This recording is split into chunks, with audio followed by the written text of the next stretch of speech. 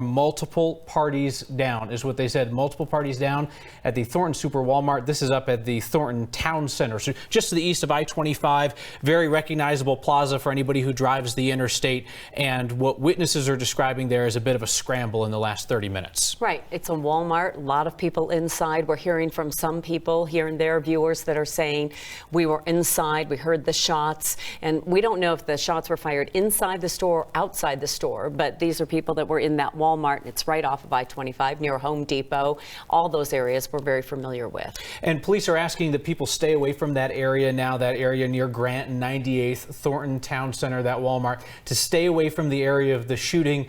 They're obviously in there dealing with the situation. They have not said whether this is still an active situation, whether for sure they believe that they have any person or persons in custody who are responsible, but they don't want people entering that area, even to pick up friends or family members. One thing that we know is that there were a ton of people fleeing the area. We have reports of folks who were looking to get into cars on the interstate to get out of the area. You could just imagine the scene. You've got a big shopping plaza, shots fired either inside or outside a big store, and everybody just scrambles to get clear. We want to talk to 9 Wants to Know reporter Kevin Vaughn, who is at the scene. He is joining us now. Kevin, tell us where you are and what can you update us about? I'm on Grant Street, across the street from the Walmart. Walmart's just east of I-25, south of 104th. There's a very large police presence here, quite a number of fire trucks, ambulances. The roads in the area are closed.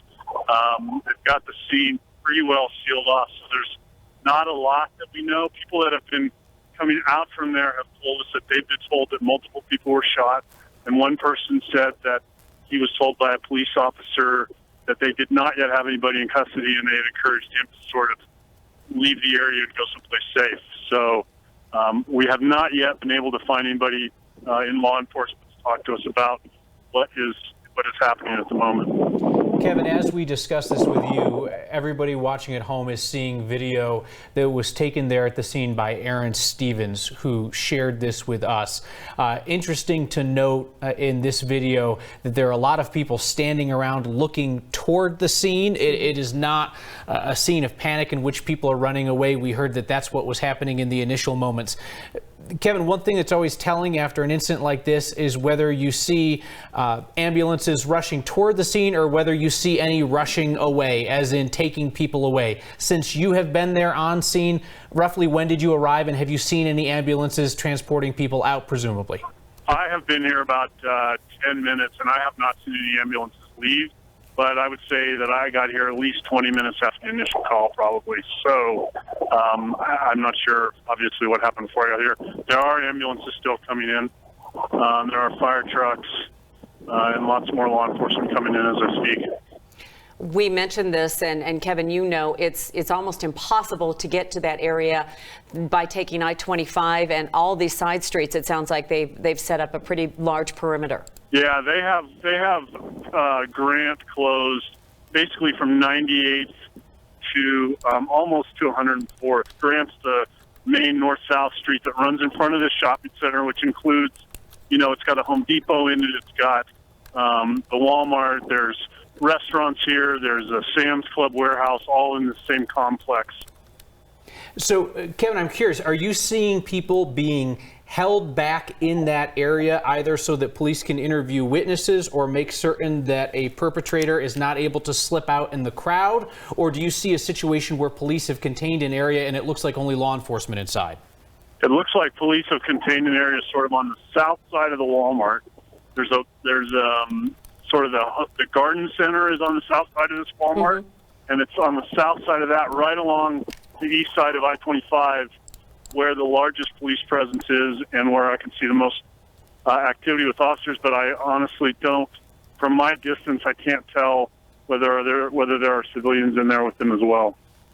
For folks who are just joining us, a shooting at the Thornton Walmart. This is at Thornton Town Center at Grant and 98th. This is not the smaller Walmart that's down on 88th. This is the one that is up north, right along the interstate, right along the east side of 25. Thornton police saying multiple people down in this shooting. They're not releasing any more information at this point. It was 35 minutes ago that they first confirmed word of the shooting, which was pretty fast. We heard reports coming in from people maybe 5 minutes before that. So we have every reason to believe that that this happened after 6 o'clock tonight, pretty close to 6:30. Right, and as you mentioned, they have not put out any additional information.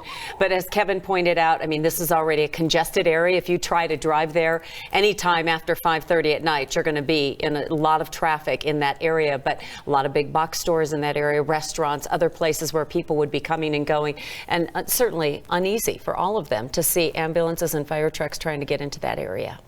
Kevin Vaughn from 9 wants to know, stay with us. We know that there were hundreds of people who were eyewitnesses or ear witnesses, at least, to what happened there at the Thornton Walmart. One of them joins us now on the phone, Aaron Stevens, whose video you were seeing just a moment ago. Aaron, glad that you are safe. Tell us where you were and what you saw and heard firsthand. I was at the checkout, at the self-checkout area, and it's kind of busy tonight, right around dinner time. So there, a few hundred people at the front, and at first it sounded like a firecracker. And I actually have been around guns, so I know what gunfire sounds like, and I immediately hit the ground as soon as I heard that. After that, there was like 4 or 5 shots immediately after that, and then people started going crazy, screaming and running like bats out of hell. Like it was Black Friday, giving away stuff for free. Could you tell whether the shots were fired inside or outside the store? They were definitely fired inside the store.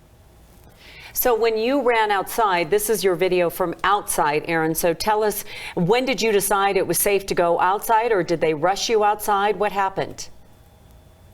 Well, the employees were running as fast as they could too, so everybody ran. It's not like anybody was directing anybody. And so I immediately ran out the north side by Mcdonald and ran over toward my car. But I didn't have my friend with me, so I couldn't leave. And so immediately I kind of looked around, and police cars were showing up very quickly because, the police station's only a block away. And so I thought, hey, this is kind of crazy. Maybe I should do a video and kind of show my friends and see what's going on. And that's when I saw, wow, that shooter's still in there. I wonder when he's going to come out. And sure enough, they got him.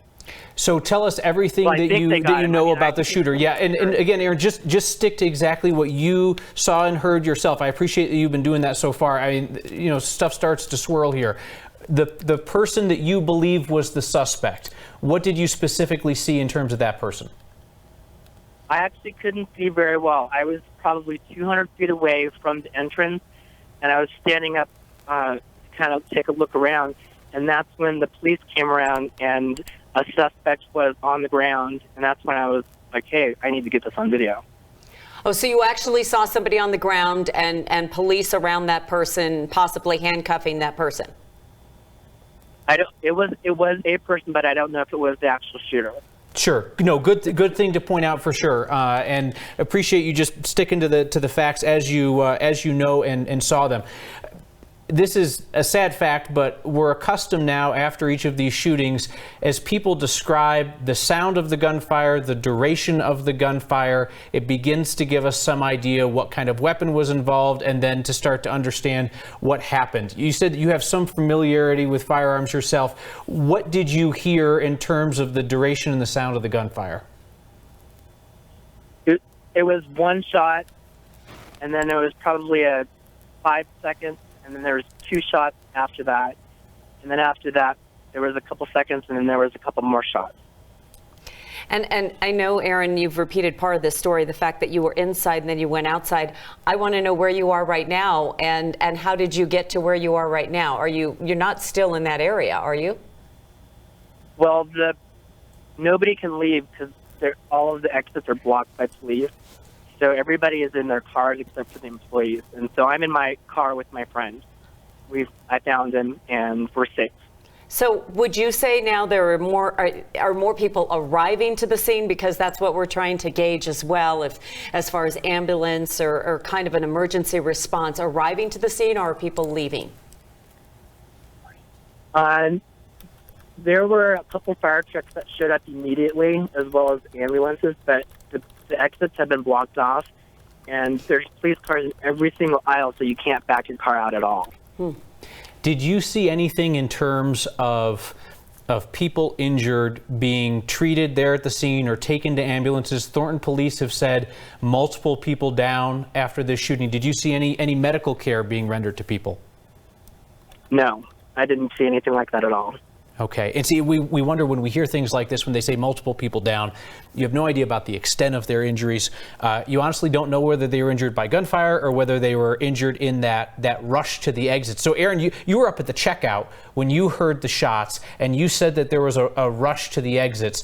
I think as much as these shootings are people's nightmare these days, there is then the subsequent rush of people to get to safety or wherever they think safety is. What was that like, Aaron? It was a little crazy and confusing because you didn't really know what was going on at first.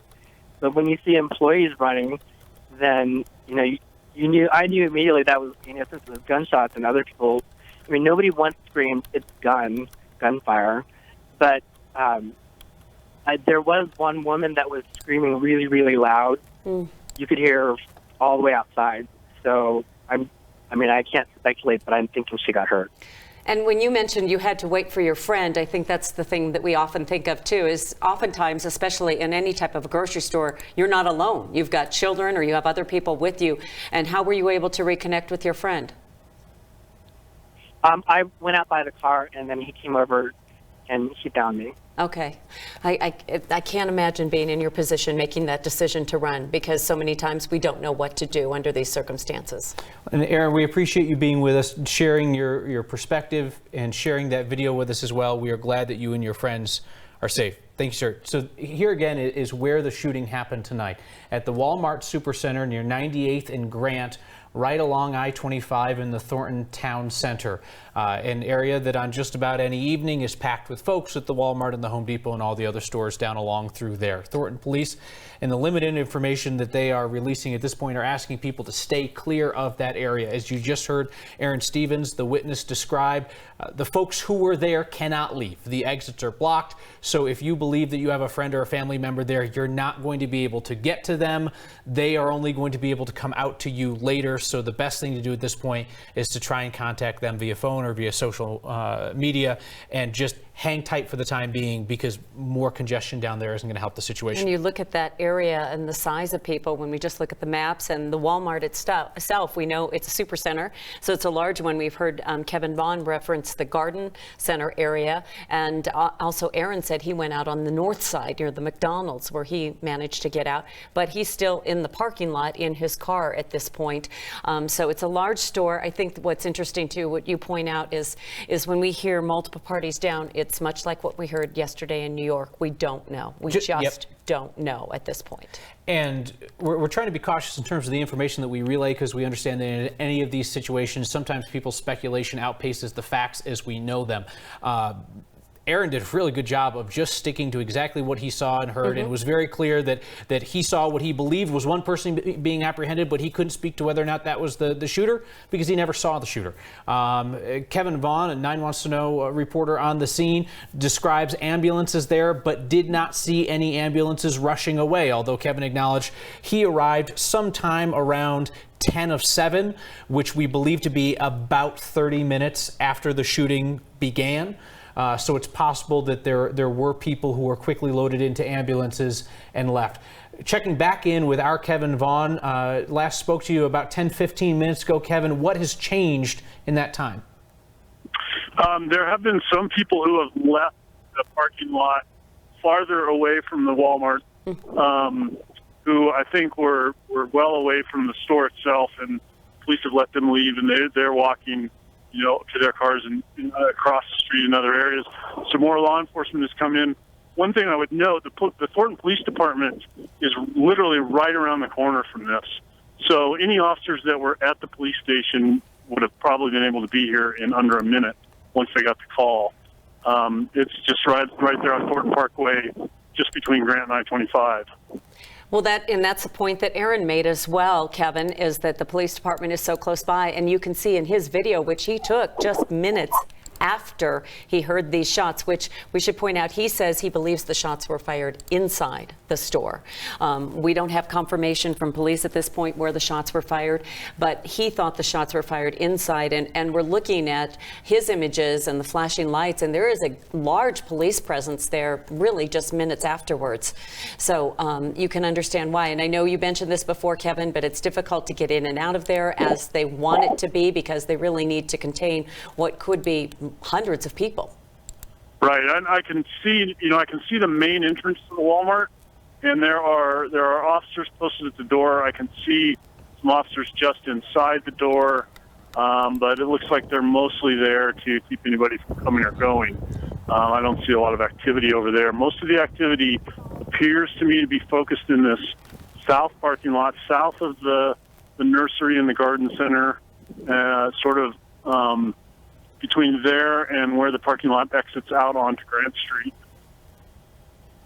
Kevin, we want to let folks know right now you're watching, this is a new piece of video that is into us. I believe this is video from William Crail, who shared it with us. He is there in the neighborhood, and I believe I saw some Williams comments on Twitter earlier. He mentioned that he was looking out his window across the way there. So if you picture that area of Thornton, you have a residential neighborhood on the west side of the highway, and then you have that commercial area kind of sandwiched in right along the interstate on the right side of the highway. Haven't heard anything about this affecting I-25 traffic. That's always a fairly congested place anyway, although we did have one woman who called us who said we have not been able to independently confirm her account, but she talked of picking up people by the side of the road who were just looking to get up and out of there. Up and out is what everybody was trying to do at this point, and it looks like the initial wave was able to leave the area before police came in, cordoned things off, and then you have people like Aaron Stevens, who we talked to on the phone, who's stuck in a car right now waiting to go. Right, and when he described that he was at the checkout area and he ducked down, he said, and then he ran out, which he said he saw a lot of people, including employees, just running for the doors at that moment. But as Kevin pointed out, Grant Street, which is a major thoroughfare there, is closed down almost to a large section of Grant Street in that area, because it's just so much to get in and out of this area. And when we think about any of these areas, the Thornton Town Center, it's got all kinds of places that people would be going to, especially right after work or right after school at the end of the day. All kinds of box stores and restaurants and places around there. Our Steve Stager hustled up there at first word of the shooting when it came in at 6:28 from Thornton Police, and he joins us now on the phone. So just to review here, Kevin Vaughn is toward the north side. Is that correct? Toward the north side of that Walmart complex. Steve, if you're on the phone with us, can you give us your general position as it relates to the Walmart and the interstate? Kyle, I'm actually standing right next to Kevin Vaughn. We are both near the north end of the Walmart, kind of overlooking where much of the activity is. And just a few seconds ago, a woman ran up to me. She was very distraught. She was crying. And she said that her son is inside the Walmart, or was during the shooting. She says he heard about 30 shots, that he helped an elderly lady, but she has since heard from him, and she's working to try to reunite herself with him right now. So she's obviously very distraught, but she said he heard those shots inside the Walmart, which is what I double-checked that with her just to make sure that fact was correct. And that gels with what we heard from Aaron Stevens earlier. And again, the only information the Thornton police have officially released about this was, now let me see, this would have been 48 minutes ago. Thornton police said multiple parties down after a shooting at the Thornton Walmart. They asked people to stay clear of that area. We know that there are probably hundreds of families going through the same routine as the woman who talked to Steve, trying to reunite with loved ones and figure out if everybody's okay. And then there are probably countless thousands more folks who just know that they have family members who frequent that plaza, who are in the area of the Thornton Town Center all the time. Steve, what are you able to ascertain as it relates to the urgency of law enforcement and medical personnel on the scene? That's one thing that we haven't really discussed, is their posture. Does it indicate an active situation to you or a resolved situation? You know, it's difficult to tell right now. What I can tell you, about maybe 10 minutes ago, we were trying to move a little bit closer to the scene to get a little clearer view of what was going on near the doors of the Walmart, just kind of at the edge of the parking lot. And we very quickly had, I believe, an Adams County sheriff move up and say, get out of here, move away, stay a street away. But we're in pretty clear view. I mean, we can see the entire building. And I did see a few people running around, but that, again, was maybe 15 minutes ago. So things seem to have calmed down on the exterior of the building, especially in that northern area where the garden center is. Steve, stay with us. We also want to talk to somebody else on the phone that was inside the store, Jessica Sanchez. She's joining us now. And Jessica, you were inside the Walmart when you heard the shots? Yes. Tell me what you heard and how did you get out? Okay, so we were in there and we just heard, I mean, it sounded like multiple gunshots, almost like a AK-47 kind of a thing, and then you would hear pop, pop, pop, and it just turned into a very bad scene very fast. People just, I mean, there's 2 exits. People just started running to the exits. My first priority was getting my 9-year-old out of there because there was no idea where the gunfire was coming from. I cannot imagine what it would be like to have a child and try and get out of this store. How did you find, and where are you now? Did you find your car? What did you do? Actually, my car's still down in there. It's still an active situation. Ambulances are not allowed to even go in yet and render first aid to anyone. Everyone's just kind of on standby because it's still an active situation. My brother is actually in there, and he is hiding in the Christmas aisle in a Rubbermaid box. Oh, my goodness. So where are Yes. you? Clarify where you are for me. I am up on the hill in a parking lot that oversees Walmart, kind of like in a safe area. I have a full view of what's going on underneath me where you see the police, everything. I mean, it's a very, very, very, very active situation still. Have you been communicating with your brother? Have you been speaking to him on the phone? I mean, I can't imagine. I have been talking to him. He's okay. He says from what he could hear from inside the Rubbermaid box, plastic box, that he doesn't hear any commotion or anything. Every now and then he could hear like somebody screaming, like in pain. But I mean, he's just stuck in there until I could get myself down to a police officer and they could finally move in and let them know exactly where he is, because Yeah, Jessica, I don't want to call have you him, gotten this info to police yet? Have you gotten this info about your brother in there to police yet? No, I haven't, because Okay, it's such I'm going to an ask you active to hang up situation with down us. there. No one's allowed to go down in there. Okay, hang up with us and call 911. Just Okay. hang up with us, call police, get that information to them, please, okay? I will do that. Thank you very much. Thanks, Jessica.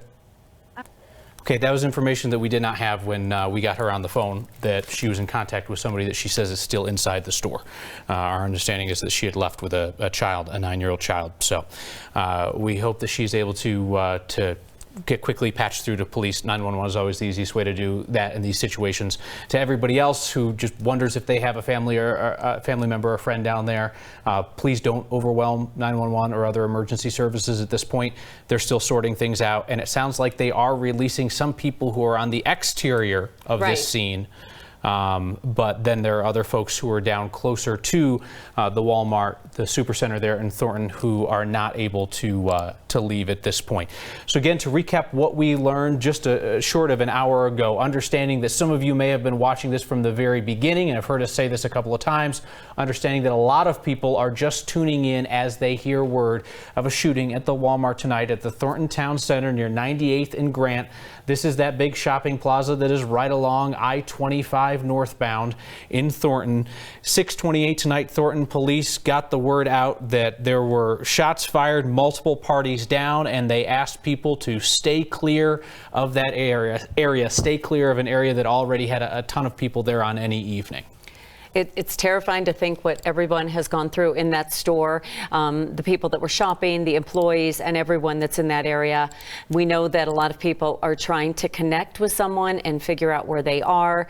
As we mentioned before, oftentimes you're not in a grocery store alone. We can only hope and pray that families were able to get their kids out. But like Jessica said, she couldn't get to her car. I mean, she just ran to a hill, an open area, and now they're having a hard time connecting people together. This is video from Aaron Stevens, who is the first eyewitness that you heard here on our air. Aaron described being up at the checkout on a fairly busy night there at the Thornton Walmart when he heard what sounded like a firecracker. And he went on to say that he considers himself somewhat familiar with guns. His first thought was firecracker, quickly realized it was a gun. He described hearing a shot, a pause of several seconds, several more shots, another pause, and then a few more shots after that. He did not see anyone who appeared to be injured. Again, Thornton police are saying multiple people down, but Aaron Stevens, the eyewitness who was up at the cash register, said that he did not see those people, nor did he see anyone getting medical treatment there at the scene. He did describe, and I believe this is what we're seeing right there in his video, police gathered around somebody on the ground. Aaron seemed to think that that was somebody being taken into custody, but we appreciate his transparency and we hope to relay that to you. He does not know. Right. He just knows what he saw, and he saw police gathered around somebody on the ground and appeared to be taking that person into custody. Thornton police literally have said about a dozen words on this. Job one for them is securing the scene and making sure that people are safe, and then they will be communicating with all of us and all of you. Again, the only thing that they are saying for absolute certain at this point was that there was a shooting at the Thornton Walmart at the Thornton Town Center, multiple people down, and they implored people to stay out of that area. And that tweet was sent out 55 minutes ago, so it's been almost an hour. We've been in contact, of course, with hospitals in that area. We haven't had any confirmation of whether anybody's been taken to North Suburban or one of the hospitals that's close by. Important to point out, Thornton Police Department is just around the corner. So there was a quick response, and Aaron mentioned that, and others have mentioned that as well. Kevin talked about the proximity of the police department to the Super Walmart. So as soon as this call came in, we know there was a police presence there. We understand that it's natural that people's minds jump to conclusions when we see or hear news like this. Everybody's so sensitized to it at this point, and just want to make clear what we know is what we're telling you. And we're not passing along every wild theory that somebody wants to posit. This could be anything at this point. We just don't know. And if it holds that the simplest explanation is true, somebody fired off some shots inside a Walmart. We're still waiting to hear what exactly police mean by multiple parties down. They did not say multiple parties shot. That may well be the case. We just don't know. We want to caution you so that you don't feel like you got bad information or passed bad information to somebody else. We're just trying to relay exactly what we know and then relying on these eyewitnesses to tell us precisely what they say that they saw and heard inside. We should point out the video we're using is from Aaron Stevens and also from someone on Twitter. Was it Will? Yes, that was William Crail on Twitter. William. He was over and across the way looking down on the scene out a window. And part of the reason is that we have multiple crews there. They can't get close enough to give us our own live images and video at this point. We have maps that can tell you where the location is, and that's why Kevin Vaughn has talked about how Grant Street is shut down, but the police perimeter at this point is so large, it's very difficult to bring you live pictures other than those images that have been shared with us via social media. And Kevin, we'll get back to you and have you explain that a little bit more. I know you mentioned I-25 is still open, but Grant is closed, and there's a lot of parking lots, a lot of stores and places around there where people are just not going to have access. We may have lost Kevin. Kevin Vaughn is up there, Steve Stayer's up there. We have multiple crews there, Katie Eastman and many people, but we can't get some of those images right now. As is often the case after an incident like this, you will see aerial pictures from 9 News and from the other stations in town through our shared helicopter resource. You're not seeing those tonight because of the weather conditions. Too windy. Yeah, too windy. It's not safe for the helicopter to fly, so that is the reason why you're not seeing aerials. There's always 2 questions with that. One is the weather, and then 2 is whether law enforcement believes that it would put their tactical folks at risk if we were showing live pictures. Have heard nothing of the sort from Thornton Police. So if you want to divine anything from that, that is an encouraging sign, because most typically when we're dealing with an active situation, an active shooter, there will be a very clear warning that goes out from law enforcement to those of us in the media saying, please do not show positions. This is active. Please be judicious with live video. we have received no such warning from Thornton police. Especially if they're negotiating with someone or they feel like somebody might be holding someone hostage, they will ask us to back off and step away, but that hasn't been the case. And you see some of those images of the parking lot. A lot of people are still, without question, nowhere close to their car. They're not even able to find their car at this point. And we heard from Jessica that she grabbed her 9-year-old and just ran out the store. A lot of people are just running to a location and then hoping eventually they can get somewhere close to their car and others. So at this point, what we are doing is talking to eyewitnesses there on the scene. Our crews are out there trying to make sure, one, that we can verify that those people actually were there and didn't just walk up on the scene and decide that they want to be TV famous. Right. And then ascertaining whether they actually have firsthand information about this or whether they just saw the commotion. This is a big shopping plaza, the Thornton Town Center, a lot of big box stores. I think it's possible that one might even be in this store and not have a full understanding of what was transpiring elsewhere. Aaron Stevens, who took this video and was up front at the checkout, said that he could very clearly hear the gunshots. They were inside the store and not outside. And that lines up with some other witness accounts that we have seen on social media, people that we have not been able to speak to and ascertain the veracity of their claims. But again, Thornton police at any point now might be giving us some updated information. We're in wait and see mode from them. Kevin Vaughn from our 9 Wants to Know team is there on the scene. He's on the north end of that parking lot. And Kevin, in the 10 minutes since we last talked, any movement in that parking lot by either civilian witnesses or law enforcement? There are some people that have arrived and have been escorted over across the street to a spot we can't get to, and are talking to some officers over there. I can't really tell.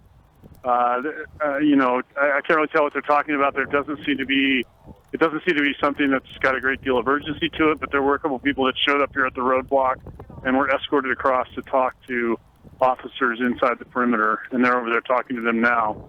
I'm right at 98th and Grant, which is sort of the south end of the Walmart complex, east side of the store. The main entrance faces east, and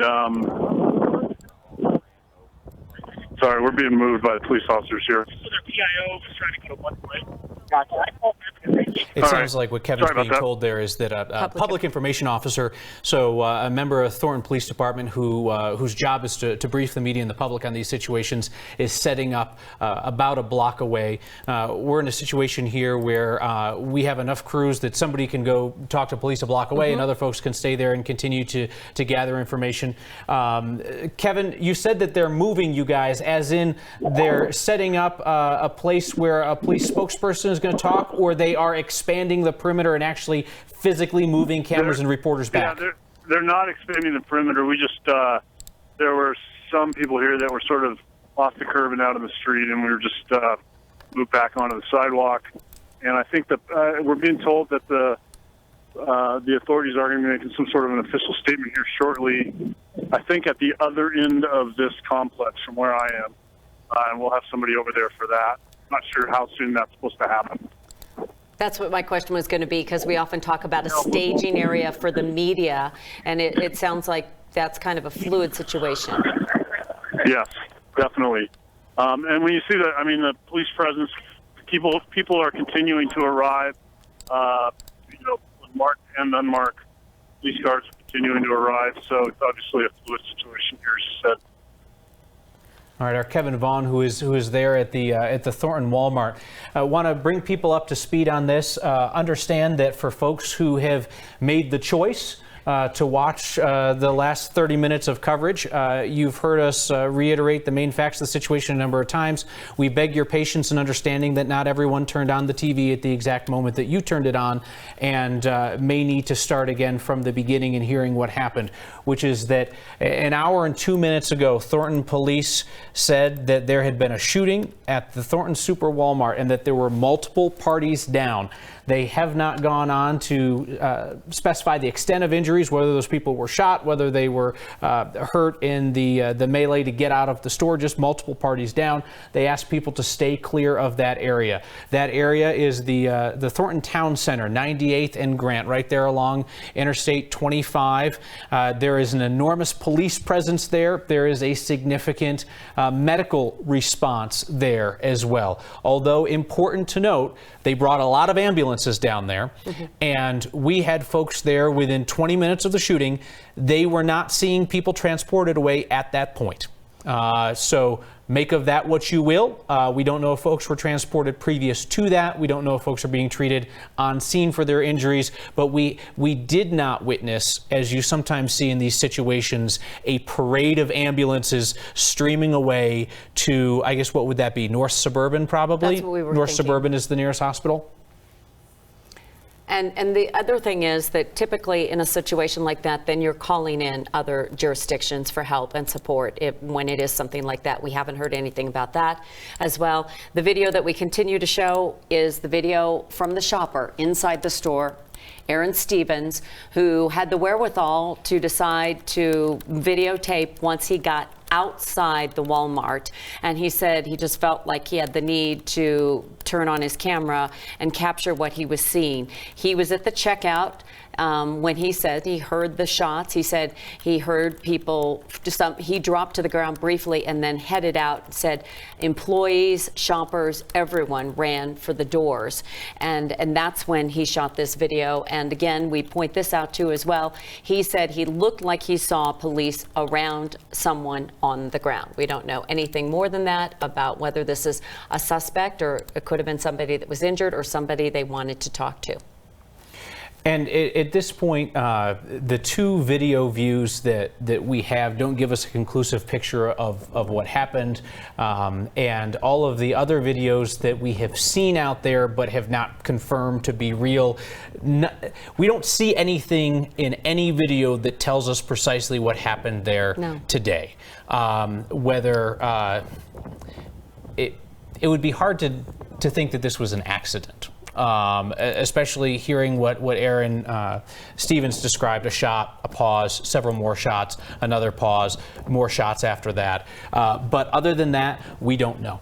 Don't know about the shooter. Don't know about motive. Thornton police have not said anything about a suspect in custody. So at this point, we want to relay the best information that we have, knowing that there are thousands, if not tens of thousands of people in the Denver metro area who have family members who live, work, shop in that area, who presumably might be there on a Wednesday night and are concerned about those folks. Again, the ask from law enforcement is do not swarm that area. Do not go down to the Thornton Town Center. Their job is to sort things out down there and release people as they are able. You're not going to be able to go down there and pick somebody up. You're not going to be able to go down there and walk to the police line and have an officer come off the line to go in there and find somebody for you. This is a live picture of the parking lot outside the Walmart, where it looks like you have both law enforcement and civilians out there. We talked earlier with Steve Steger on the phone about the posture of law enforcement, which so often tells us about the immediacy of the situation. Are they in a posture that suggests that they see an active threat? No, nothing about that says active threat to me. That right there looks like a lot of law enforcement officers who feel like the situation is firmly in hand now, and they're just sorting out what happened. And this is photojournalist Chris Hansen's camera. He doesn't know that we're even using these images right now on live TV, so he might be moving the camera around a bit to get various shots and angles. But it is important to note when you see the police officers standing there talking to one another, obviously discussing what they're going to do if they have people inside and releasing people from the parking lot. But they also have what would be dozens, if not hundreds, of potential witnesses that they need to talk to. So they need to make contact with people. We see a fire truck leaving at this point, an ambulance rather, leaving the scene, not in a rush, which is, if you can take any bit of good signs at this point, that is a good sign. I'd like to ask a question of our control room here, our producers who are in touch with our crews all over the place. I know that we have multiple folks who are at North Suburban who are there at the hospital. Have we heard anything from them about either an influx or no one coming in there at North Suburban? Do we know? All right. We have not heard anything definitive from them as to whether or not they saw a lot of folks being brought into to the nearest hospital. And there is a Thornton fire rescue arriving. We saw some firefighters get out of the truck and going over to talk to police. But look at the police presence there and response. Without question, you know, given everything we've heard, shots were fired inside this Walmart. And that is what we know at this point. We know very little about what happened and who else was involved. And I'm fairly certain those must be civilians that are standing by their car, and somebody's got a blanket wrapped around them. And they're waiting. They must know something, perhaps, or need to communicate. And they're not going to release, you know, that parking lot's a secure area as well. They have to do that under these circumstances. The whole store, the parking lot, and probably an area around there as well.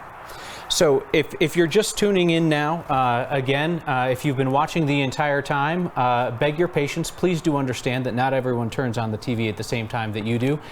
So we want to get people updated. If this is the first they've heard about what happened at the Thornton Walmart tonight, this is the Supercenter at 98th and Grant, right off I-25. A shooting tonight first reported a bit more than an hour ago by Thornton police, who said that multiple parties were down and they implored the public to please stay away from the area.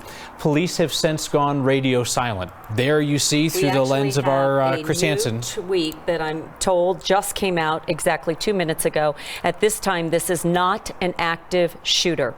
Active crime scene, we will update when that becomes available. That is what we all surmised earlier when we see circumstances that tell us there might be an active shooter or somebody involved. Obviously, the shots have stopped. All right, yes, that's the last update from Thornton Police, coming about an hour and 10 minutes apart from each other, and that reinforces what we were seeing there at the scene. But again, no information about whether there is a shooter in custody. No. Whether we have no indication from anybody that there was an exchange of fire. Okay, all we've heard are shots, people scramble. And then Thornton Police said multiple people down, and don't know if that happened in the rush or whether that happened in the initial shooting. Aaron Stevens, who was the first witness on the phone with us, posted video outside Thornton Town Center, outside the Walmart. This video right here, which this was our rock solid confirmation that we're talking to somebody who actually did see and hear something down there. And Aaron was very upfront with us, describing what he saw and heard at the checkout. He said it was a pretty busy night there at the Thornton Walmart, and he heard pops. Initially thought it was firecrackers. Aaron told us he's pretty well familiar with firearms, realized quickly that he was hearing gunfire. He recalls it being a shot, a pause, a few more shots, another pause of several seconds, and then additional shots, and then people began to run and began to scream. He did not see anyone who was injured either by gunfire or in the mad rush to get out of the store. Or someone being treated or anything like that. And, you know, while we hear multiple parties down, we have not heard anything about victims or anything like that at this point, or anybody arriving at hospitals. But our Steve Steger is on the scene. And I know, Steve, you have talked to some people that said they were inside that Walmart. A lot of people trying to get out of that area or just trying to connect with someone else. Exactly. We talked to a mother not too long ago. She was just running on the sidewalk here. Let me set the scene for you a little bit. We are just across the street from this Walmart. This is Grant. We're at the corner of 98th and Grant, and there's the Walmart right there. You see a scene on the north side of the building, a lot of activity on that side of the building, but most of it is over here on the south side near the garden center. That is where the majority of this activity was. This woman walked up to us on the scene. She was crying. She had her cell phone in her hand, and she said, "I just talked to my son. Thank God I just talked to my son. He's alive. He's inside." And he reported to her that he heard 30 gunshots inside that building, inside the Walmart. I know there was some questions earlier on whether or not these came from inside the building. She says he reports that they were in there, that he helped save an elderly lady, and she's just trying to reunite with him right now. We are hearing that a lot of people who are inside looking for family are just to the north of us, about 102nd right now. They're meeting with family members. But if you look over here, just a few minutes ago, we started to see some people leaving this scene, and there are a few still kind of left behind on the corner there. A lot of people watching from all the way across the street. And Ann, I don't know if you can even see that behind the dental sign there. There's a lot of people on top of that hill just kind of getting a bird's eye view of this scene. We had a police officer just come up to us not too long ago saying that they're working on trying to get a plan to get us some information. We'll get that to you as soon as we get it, but that's the scene here right now in Thornton. Kim. So the mother you talked to, she obviously wasn't in the store. Somehow she communicated to her son who was shopping at the Walmart. She was holding up her cell phone, so I'm making an assumption here. She said she spoke with him, so I assume she's talked to him on the cell phone, and he said he was inside, that there was an elderly woman who needed help, and she didn't elaborate on what kind of help that elderly woman needed. I think she is just right now focused on getting to her son as fast as she possibly can. You imagine a parent going through something like this and knowing that their child is inside a store when something like this happens. You just want to see them and put eyes on them in that moment to make sure they're okay. Right. So it sounds like she wasn't shopping in that Walmart, but there's probably hundreds of people just like her that know somebody that is in that Walmart. Sure, and we know that was. People went from there. They went to the Denny's in the area. They went to the McDonald's in the area. Steve, what have you seen in terms of people coming up either to get a look at things or to try and reunite with people? Has that clogged up, or have people been respectful of the request by investigators to stay clear? It's been here for about 45 minutes, and in that time we have seen more people come up here. Kevin Vaughn and I actually just spoke to a man with 2 dogs. He said he heard everything play out on the police scanner. He doesn't live too far away. I'll point you, well, I won't in that direction right now, but we did speak to someone who said he was kind of following things on a police scanner, and basically, obviously this is a huge scene. It's closed all the way from 98th, and when I got here, it was closed at 102nd, Grant was. So you can imagine how much of space this is, and it's a lot of commotion in the neighborhood right as people are starting to get home from work. And you imagine a lot of people were inside this building.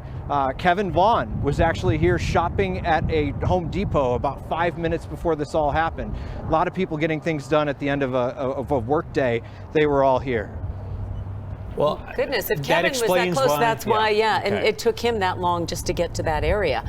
We are seeing some people walking behind you, so it looks like they might be loosening things up just a little bit, Steve. They are, and things went from when Kevin and I first got here, it was quite frantic. And things have seemed to calm down on the perimeter of this scene for now. All right, Steve Stager, who is there at the Thornton Walmart. Steve, thank you very much. Feel free to go out and chat with more folks there. And I'll be honest, it's always a crapshoot in these situations. All of us have been out there at a time or two. There are the folks who initially come out. Some have stories to tell, some do not, and you try to gauge whether folks are in any shape to be sharing those stories. And then the people who come up to you an hour later, you always kind of wonder, are they really connected? Do they really know what's going on here, or do they just want to be part of something that's going on, whether it's positive or negative, I think, though, that your heart skips a beat no matter what. If that is your neighborhood, that is your store. If you were there a day before or even 3 hours before, and then you're thinking about the people that you know in that area. And if you drive by that area, it's something that we all have to pause and think about. I mean, it's part of our daily life, what we do on a daily basis. And I think that's what's so, I don't know. It's disturbing and it's upsetting every single time it happens. And it kind of breaks your heart, because you think of any family right now that is saying, whoa, I had to be there and I saw this, or I heard something about that, or I need to connect with someone. We are encouraged by the news that if we have heard that there is not an active shooter at this point. We need to reiterate that. That's the only information really new that we've received from the Thornton Police Department. So we have no idea if there is a suspect in custody. We have no idea if they know who was involved here, and we only know that multiple people were initially reported as going down. We're joined on the phone now by Brian Huey. I apologize, Brian, if I mispronounced your last name. Please do correct me. And you've informed our staff that you were also a witness to what happened here tonight.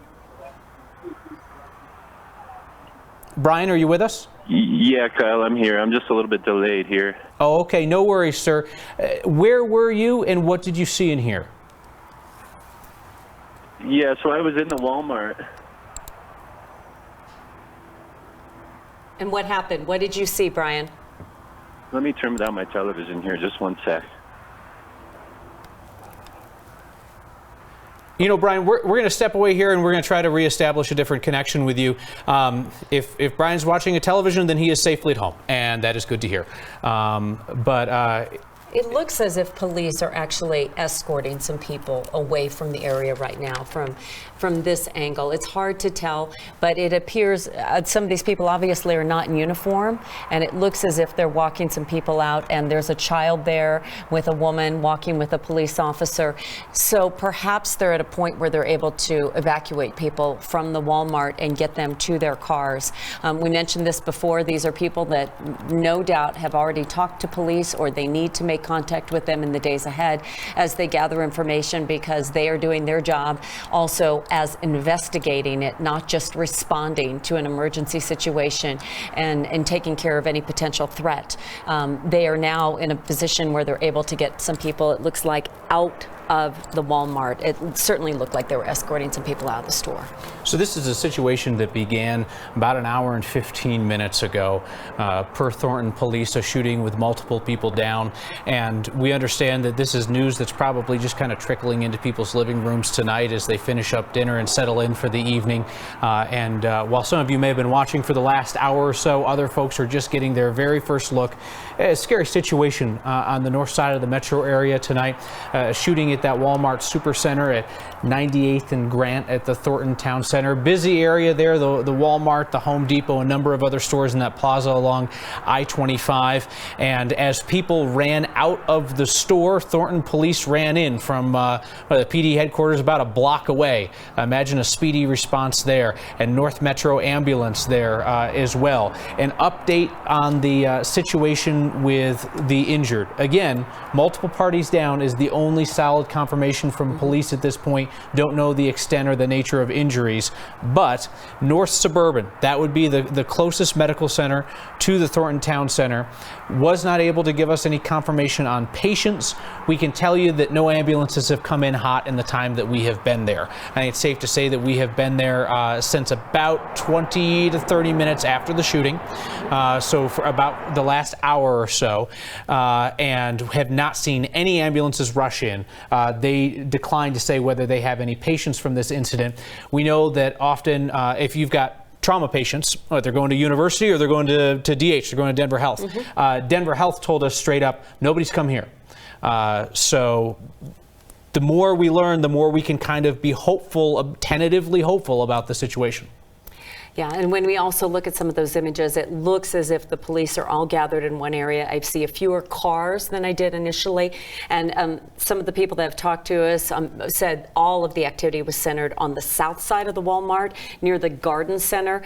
Aaron, I know, mentioned he exited on the north side near the McDonald's, but the south side of the Walmart is where it appears that most of the police response was. And you have this push-pull situation that you see in all these incidents where there are a lot of people around, where there's a rush to get out, and then police arrive and they want people to be safe, but they also don't want them to leave. Right. They want them to stay so that they can have a conversation with them. And here we go. This is a different perspective, a new live picture for you here, and it gives you a sense of a very calm and placid scene there. Thornton police saying within the last 15 minutes or so, no active shooter. You could tell from the pictures that 45 minutes ago that was the case. The guard was literally down, you know, and at this point it's just a matter of sorting out what happened there at the Thornton tonight, or at the Thornton Walmart tonight. And it's worth noting another thought that I just was thinking about. It's different, sadly, than some of the other evacuations and things that we've heard about when there is a shooting somewhere where you know an exact number of people. If it's an office place, typically they know the number of employees that are there. They have no way to really gauge necessarily how many people are inside the Walmart. And some people may have just been scared and ran to any place they could go to. So they're going to slowly have to go through that store and actually make sure they connect with everyone. And as we've learned in these situations before, if we had a shooter that came to the Walmart Supercenter, that shooter got there by some mode of transportation. They're looking for that car. Most likely a car. So then that great sort begins. And we have seen situations after shootings like this in the past where we've had vehicles impounded for a week or more, where people have just been told, hey, until we can make certain that your car was not involved in this in some way, it's evidence, got to hang out here. So that's probably a situation as well. And it sounds to me, for the most part, that people have respected the request by law enforcement to stay clear of the Thornton Town Center, to allow the investigators to work and to allow people to depart as they are able. And we also know, as every Walmart and every store has, there are cameras everywhere inside that store. When you walk in, you see yourself on the camera when you walk into a Walmart. You can see yourself walk through that store. So police are going to have to secure all that videotape and look at everybody that came in that store. I mean, we hear Aaron's view that he was at self-checkout where he's heard the shots. But he heard the shots. He didn't report seeing anyone firing the shots. Correct. He was very clear, never saw the gunman. If I'm not mistaken, I think our Steve Steger is actually sidling up to talk to Aaron right now, who is still there in the area. So we will get to him as soon as we are able. We heard the account from Jessica Sanchez, a woman who says that she was in the store, rushed out with a 9-year-old. Got to a hilly area is all she could describe it, really. Yeah. We heard initially from a woman on I-25 who described that people had come around to the back of the Walmart there on the side of the Interstate and were looking to just flag a car to get up and out of there. That woman told us that she brought some folks to the Denny's nearby where they might be able to connect with loved ones. But it looks like a number of people were kind of held there in that area. You saw the officers walking those people out a little while ago. Steve Steger is standing by. Steve? Yeah, Kyle, I'm actually with Aaron Stevens, who sent us that video and who was talking to us earlier.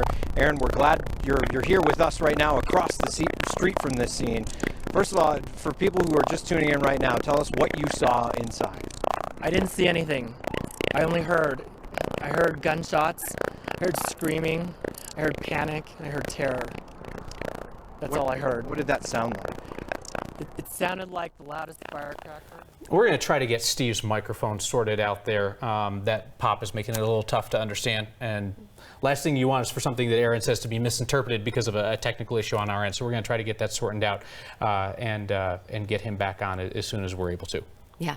And Aaron was with a friend. He was able to connect with that friend, thankfully, once he got out of the store. And as we pointed out before, he decided, you know what, I'm okay. I think I'm going to turn on my camera and take some images of what I see, what I'm witnessing.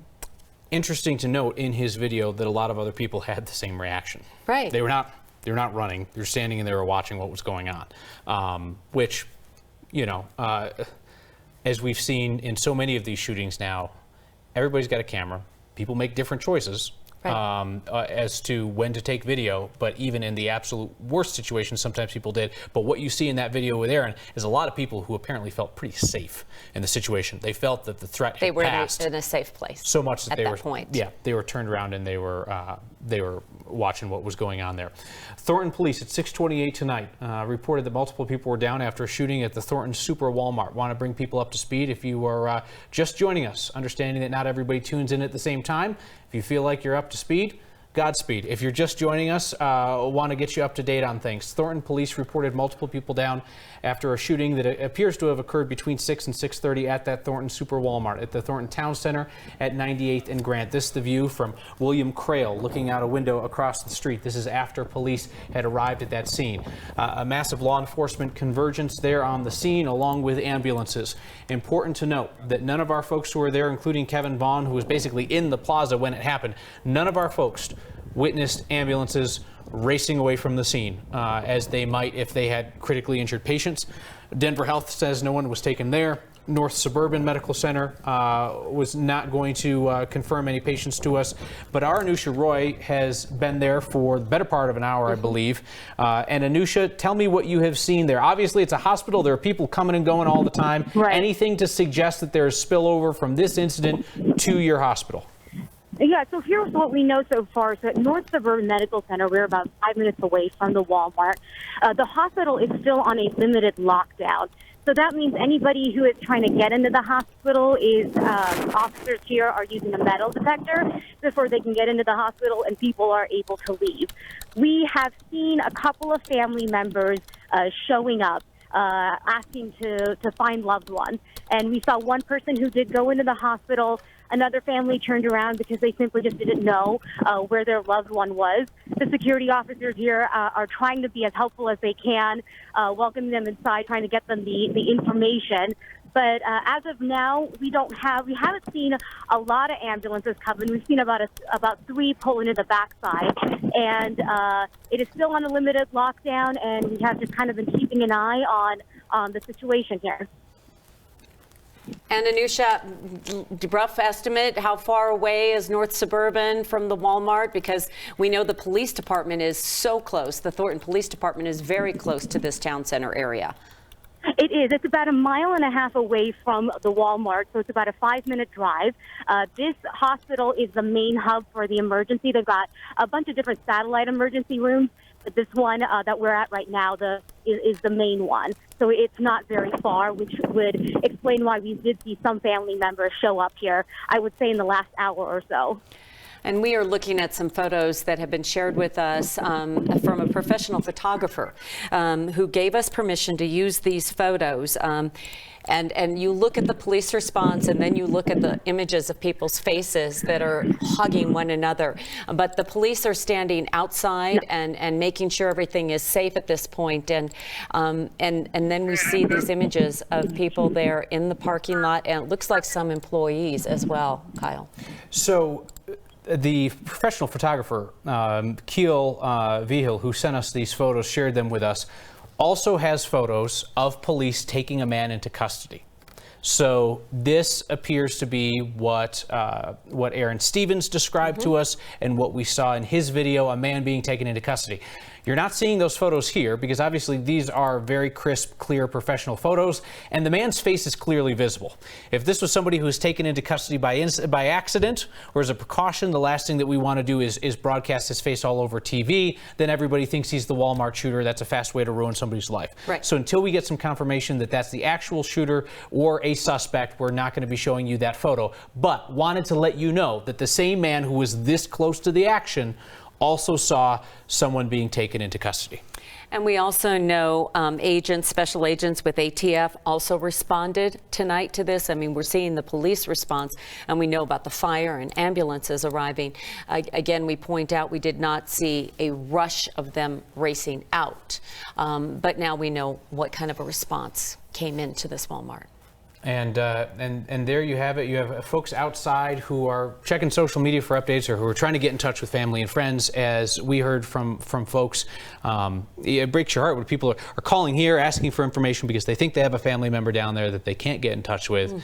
And it has to be heart-stopping for people. And this is an area where so many tens of thousands of people have family members that come in contact with this area over the course of a work week or shopping or live in the area or whatever else. So you can understand how much upset this caused for a lot of people tonight, even as we still wait for hard and fast information from Thornton Police. Their last update coming 23 minutes ago, just telling folks, stand down.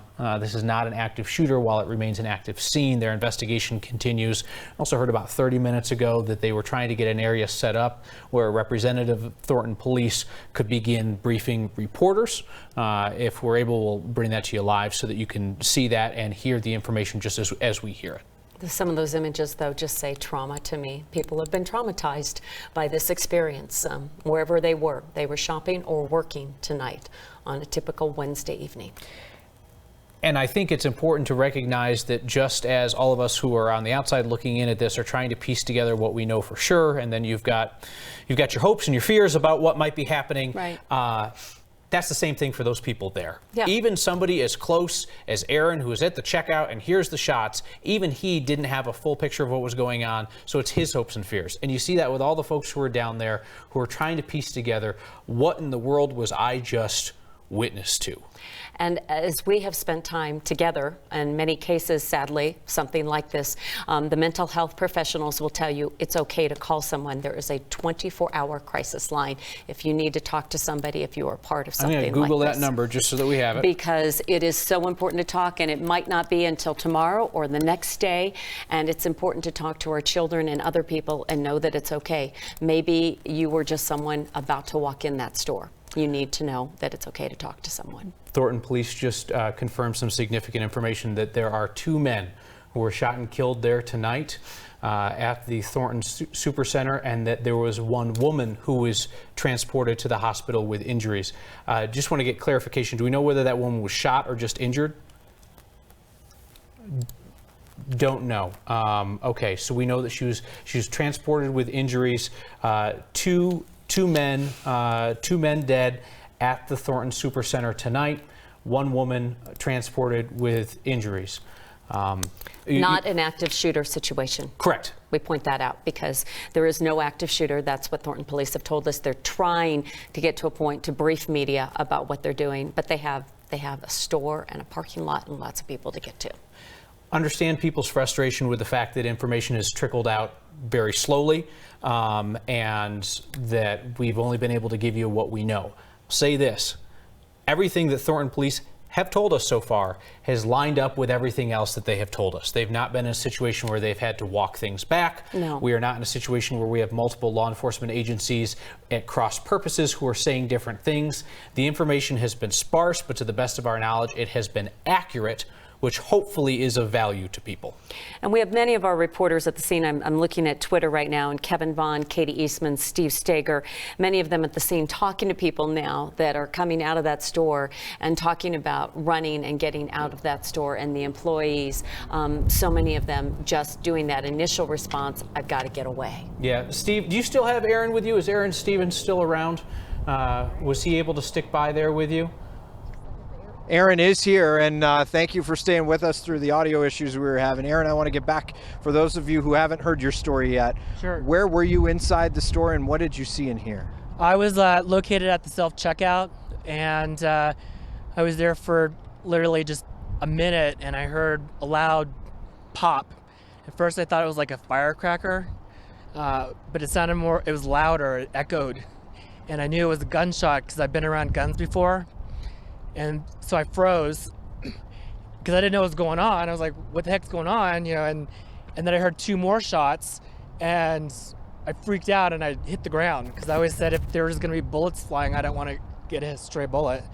And then I heard a couple more shots, and I got up, and at that point, employees were screaming, customers were running like crazy, and I went out the rush with everybody else. So you're at the self-checkout. Give me an idea that where that is in the store here. It's very windy out here. Yeah, it's at the north end of the store, so very at the right-hand side. Would you say, did those shots sound close to you? No, it sounded like it was somewhere in the back of the store.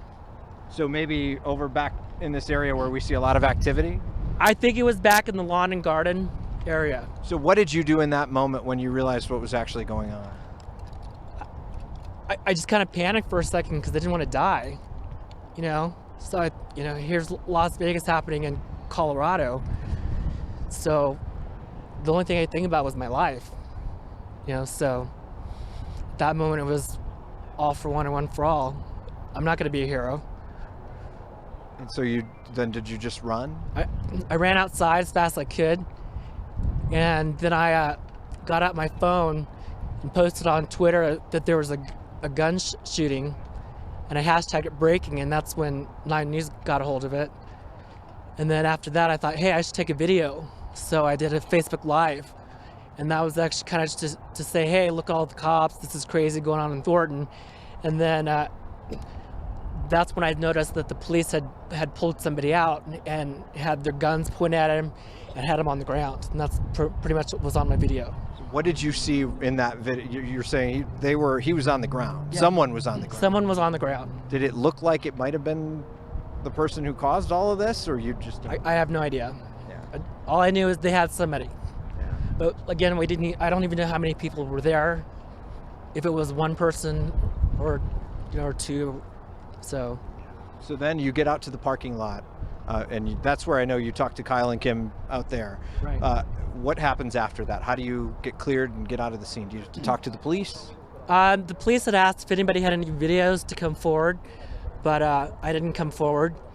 Instead, I just sat in my car. It's kind of cold out. And then I got a phone call from 7 News that they wanted to do an interview and said, can you come over here? So I said, yeah, sure. So I walked over here. Gotcha. What have you seen in the last few minutes? This seems like it's kind of calmed down a little bit. You know, I think that they have the suspect in custody. I think that there's still people in there that have been hurt because I haven't seen any ambulances taking people out. I don't know if it was employees but I know it's a pretty big deal. So was this just a weeknight shopping trip for you? I had to eat some groceries, cat food. So, yeah. Aaron, thank you so much. You bet. We appreciate it. No problem. And we actually just heard from police that we should get an update relatively soon. Obviously these types of situations are quite hectic, so we're still waiting. We anticipate it soon here from the Thornton Police Department, where this is the kind of becoming an area where a lot of people are gathering, so we expect they might meet us here. Kim, Kyle. All right, Steve, thank you so much. And again, the latest update from Thornton Police coming about 5 minutes ago that there are 2 dead, 1 injured in this shooting. The 2 dead are men. The person who is injured and transported to a hospital is a woman. I promise you the Colorado Crisis Services number.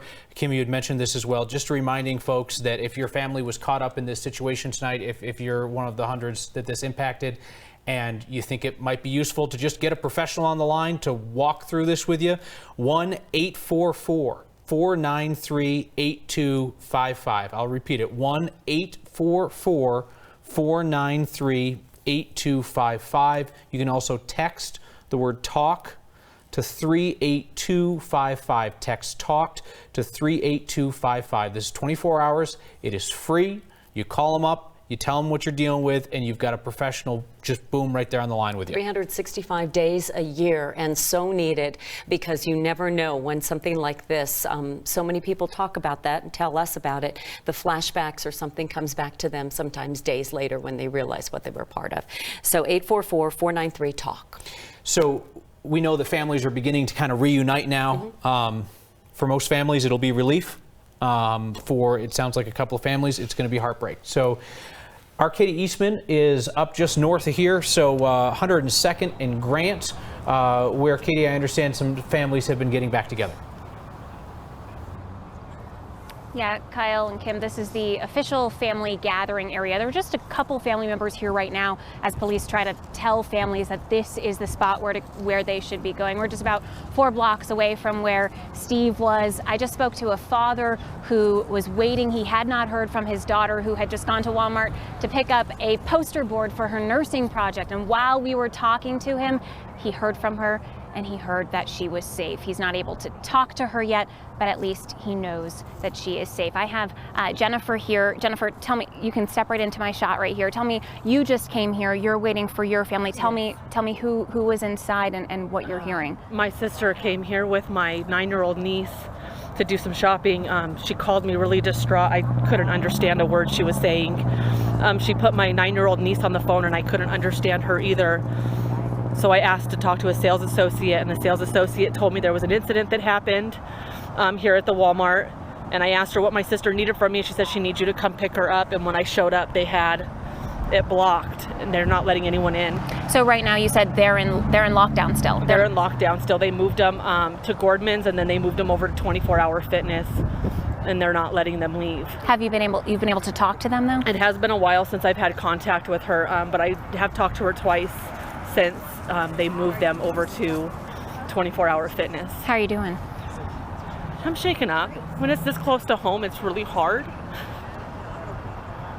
Yeah. It's different when you hear about it somewhere else. It's sad, it's heartbreaking, but when it's somebody that you know that was that close, it's hard. What are you going to say to them when you see them? God bless you. Yeah. Are you talking to other family members here right now? Yeah, my sister, which is her daughter, I have 2 sisters, she had to go home. She wasn't able to be here. She was freaking out too bad. I have let family and other people know. You can take that call if you need to. I know it's a time where you want to answer everything. It's okay. Yeah, that's tough.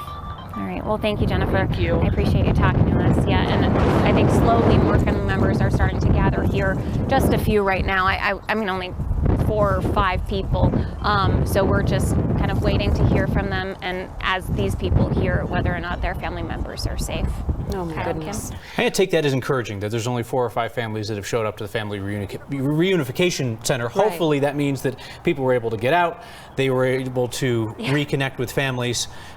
You hear that woman talk about the impact of seeing it locally versus seeing it play out somewhere else. And we're watching not just folks there react, but people across the community react, because for every cynical person who just wants to brush this off as, oh, whatever, people who are deeply impacted by this stuff. Rossi was writing on Twitter in response to something that we were talking about earlier. She was in a Target the other day and the power went out, and this was the first thing that she thought. Right. You know? You think about those moments where somebody isn't able to reach someone, just like in our day-to-day lives when you can't reach somebody that you are supposed to connect with. And then when you hear something like this, because people hear it from all kinds of means, or they see the police presence showing up, that's terrifying. Yep. And of course, we all know there are so many parents out there who just didn't know where their kid was tonight. Had an idea, oh, he's at a friend's house, or, you know, running errands or whatever. They don't always answer the phone, you know, when you call them, so that's the trouble too. So. Yeah, and even if they're 30 minutes across town, you know, the mind goes, what if the kid happened to find their way there? But, you know, we want to stress everything that we know at this point. 2 men were the people killed at the Thornton Supercenter tonight at a shooting that happened a little bit before 6:30. One woman was transported to the hospital with unspecified injuries. And there you see, through the lens of a professional photographer who happened to be on the scene quite quickly afterwards, the reactions of the folks who poured out of that store, and then also police officers going in, on the run, going in. And so many of them are employees that you see out there that also were victimized by this. And then you see that young woman holding the phone to her ear, so she is calling someone. What Katie pointed out is some people were taken to some of those stores nearby. No doubt it's cold out there too. A lot of people have blankets wrapped around them. They're cold. They're standing in the parking lot at this point trying to connect with someone and can't get to their car. So there's the Gordman store there, as they said, 24-hour fitness, and the Home Depot, and that's the image that will stick with me, because that's the image that says what we all are thinking. No, not here, not in my neighborhood. Yeah. And, you know, in a place of relative safety, people going about their business, not looking for trouble on this night or any other. If you've just tuned in, understand that people make different decisions, whether you're interested in 2 minutes of what's happening or whether you want to gather the facts with us as they come in. It seems like about every 30 minutes or so we learn something of great significance. But if you're just joining us, the shooting tonight at the Walmart in Thornton, the Supercenter up on 98th and Grant, 2 men killed, 1 woman injured. Police have not confirmed whether the shooter is in custody. However, this video from Aaron Stevens outside, an eyewitness, appears to show police circling around somebody, and the professional photographer, whose crystal clear photos you have seen over the last few minutes, also has photos of police taking a man into custody. You're not seeing that here because the man's face is clearly visible. We know what sometimes happens is that the wrong person is taken into custody, somebody's taken into custody as a precaution, and the last thing that we want to do is broadcast somebody's face statewide, because then all of a sudden they're the Walmart shooter, whether that's the truth or not. And if it is, let police tell us who that person is. Yep, it'll happen soon enough. And the history and everything else, we'll wait for them to give us that information. But Kyle, as you pointed out before, beyond Aaron's video, we see plenty of people with their phones up taking pictures and images, and we know police will be able to sort through any additional information they need from the videos and the photographs that have been taken by so many people, whether it be a professional photographer or anyone with a phone in their hand. And they're going to be listening to these accounts where people say they heard the shots inside the store, how many shots they heard. They're going to go through every single piece of information that way. So just to talk through the TV here at the other folks at 9 News who are gathering information, we have, I think, 4 or 5 crews out there at the scene at various areas, and countless people back here at the station trying to screen information, confirm stuff before they get it out to us. I'm curious whether anybody at the station has heard anything from Thornton Police about where families should call. We know that where they should go is 102nd and Grant. That is where Katie Eastman is. But if somebody's just tuning in, concerned about a family member, they want to touch base, leave a name, leave a phone number, it would be great if we could find out where they should contact. I mean, Obviously, if you have immediately pertinent information, like the woman who's on the phone with us and believe that she was in contact with somebody inside the store, 911, easy. They'll get you to the right place. But we don't want to clog up those lines if it's just a matter of, hey, I'm not sure where my cousin is. He lives nearby. Can you just check? Right. Or even those people that aren't that familiar with an area and they know someone that says, I was in the store, I'm okay. We don't know how to reunite them.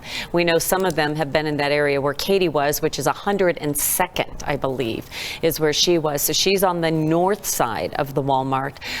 The largest police presence that we heard about in the initial response was on the south side near the Garden Center, if you know that area. And that is where most people say the police presence was. But Katie was at that area where the reunification of families, and that was 102nd. So we've been talking since the drop tonight about a woman on I-25 who told us that there were people streaming toward the interstate, so back around the back of the Walmart, and we're just looking to just get in a car and just get a couple blocks away. And I believe that we have a woman on the phone who says that she's one of the folks who was picked up. Sabina, are you with us? Yes, I am. Where were you when the shooting happened? What did you see and hear? We were in line at the pharmacy. I was picking up refills. I was with my mother, and we heard one shot. We hesitated. A few seconds later, we heard a second shot. I then realized at that point that they were gunshots. And then you heard a third, fourth, fifth, sixth, and it sounded as they were getting closer to us. I grabbed my mother at that point, told her, let's run. She started going towards the front doors. I grabbed her. We went for the back doors. I pushed through the double blue doors that were employee doors and straight into that employee area. Straight ahead of us were the emergency doors. I pushed open those doors, and a number of people followed us. We ran out the back to the back area of the Walmart, and instead of running straight on the pavement, I decided to run up the hill towards the highway so that if the shooter was coming towards us, since the shooting sounded like it was getting closer, we could at least not be open targets. And we ran up the hill onto the highway. Traffic started backing up, and there was a lady nice enough in a minivan who allowed us to get into her van and drive us up to 104th and Grants to the Denny so we could meet family that we had been in contact with. I did call 911 and did not get an answer from them as the shooting was happening. Sabina, if I could ask you, how old's your mom? My mom is 66. 66. Oh, okay. All right. I didn't know who you were hustling out there. I'm sure she moves fast at 66. So you went out the back. Could you tell when you were in there at the pharmacy where inside the store the shooting happened? The shooting to me sounded like it was over towards the garden area, maybe into the seasonal area, or the front of the store. It didn't sound like it was immediately in our area, but like I say, as I heard the third shot, it did sound like it was getting closer to us. I applaud your instincts. I don't know that I would have been able to think like that and go to the back of the store and through the employee entrance, but it sounds like many others did the same thing once they saw you go. Thank you. I appreciate that. I was following my instincts exactly. I just recovered from breast cancer. I'm a breast cancer survivor, and I thought to myself, I did not survive cancer to die in a Walmart. Isn't that the truth? When did you feel safe? I did not feel safe until I was with until family picked us up. Like I said, I could not get a response from 911. It seemed a while for the police officers to arrive or to even hear sirens. We had already made it to the Denny's on 104th and Grants, and I did at that point was able to reach 911, and they were not able to tell us if it was still an active shooter. They just told us to clear the area and to get inside somewhere safe. Sure. So once I was able to have a family member pick us up and we left the area, at that point I felt safe. I'm not sure if you've heard the latest, Sabina. Thornton Police just told us a short time ago that there were 2 men who were killed and there was a woman who was injured there tonight. God bless them. How is your mom doing? She's doing okay. She's pretty shooken up. There, as we were exiting up the hill to the highway, there was a barbed wire fence there that was low, and she did get caught on that, and I was able to pull her pants and free her so we could continue running. And I held the barbed wire fence down so numerous that the people would not get caught, and we would not have people falling in case the shooter was following us out those back doors. Boy, that was a thought that I had when we heard that folks had fled toward the interstate. I'm thinking there's got to be a fence there at some point. Well, there's ponds, I think, like right south of there. There's 2 big ponds. Yes. Yeah. We ran out the north side of the back doors, so we were closer to the Mcdonald side of the Walmart, where the dairy area is. So we were not close to that pond, thankfully. You must but feel there was fencing there, yes. As we mentioned, and we're proud of you for doing what you did and protecting your mom. You must feel especially grateful, and you point out that you're a breast cancer survivor. You must feel grateful tonight. Thank you. I'm thanking God. Yes. Yeah. Well, we're so sorry you had to go through that and endure that, but that story and running up and flagging, and did you even get the name of the person that picked you up in the car, in the minivan? I did not. She did get her son on the phone. She said her son was a police officer. His last name was Baumgardner, I believe, if I caught that correctly. She made sure that we were safe at the Denny's. She wanted us to stay in the van. She gave us hugs. She got us out of there as quickly as she could. She was nice enough to take my mother and myself, another woman and her child, and then another lady inside of her van and get us out of there. Sabaean, I'm glad that you found one of our good neighbors. Hey, I think we have that woman's phone number. So sometime later this week or when it all settles down, give us a call here at the station. We'll get you guys reconnected if you want to talk with her. I would appreciate that greatly. Yes, I would like to thank her again. Yeah, somebody else that just jumped in, did the right thing. Yes. Yep. Yes. Well, take care of your mom. Hug her for us, and you take care of yourself tonight. And I appreciate all your hard work. Thank you. Thank you, Sabaean. Appreciate you being with us.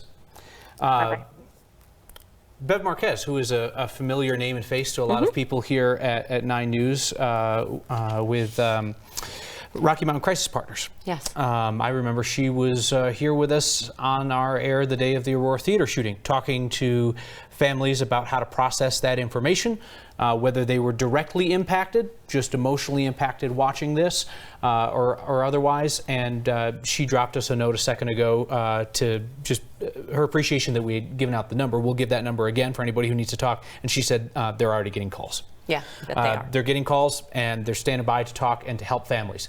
Number again, Colorado Crisis Services, 24 hours a day. Pick up the phone. There's an expert on the other end of the line ready to help you. 1-844-493-TALK. 1-844-493-TALK, or you can text TALK to 38255. Text TALK to 38255. It's a resource that folks need. Maybe Sabina and her mom are picking up the phone tonight just to say, hey, how do we sort this out? How do we go from here? That's a smart move. And there are a lot of people that might just be watching this and thinking, as we have sadly said, don't desensitize yourself to this. But it doesn't matter if it's a school, it's a church, if it's a theater, and if it's a Walmart. A lot of people don't feel safe and they feel like they need to talk to somebody and sort that out. And yet a lot of other people will say, no, we need to live our lives. We need to move forward. But you got to get to that place. For the first time tonight, we are hearing from an employee of that Walmart who was there in the store when the shooting happened. 2 men dead, 1 injured tonight. Let's listen to that. I'm heading to the back for my last break before I go home. And as I got to the back into the break room, this lady ran in there scared with her baby and said, they're shooting. And then you hear 5 gunshots go off.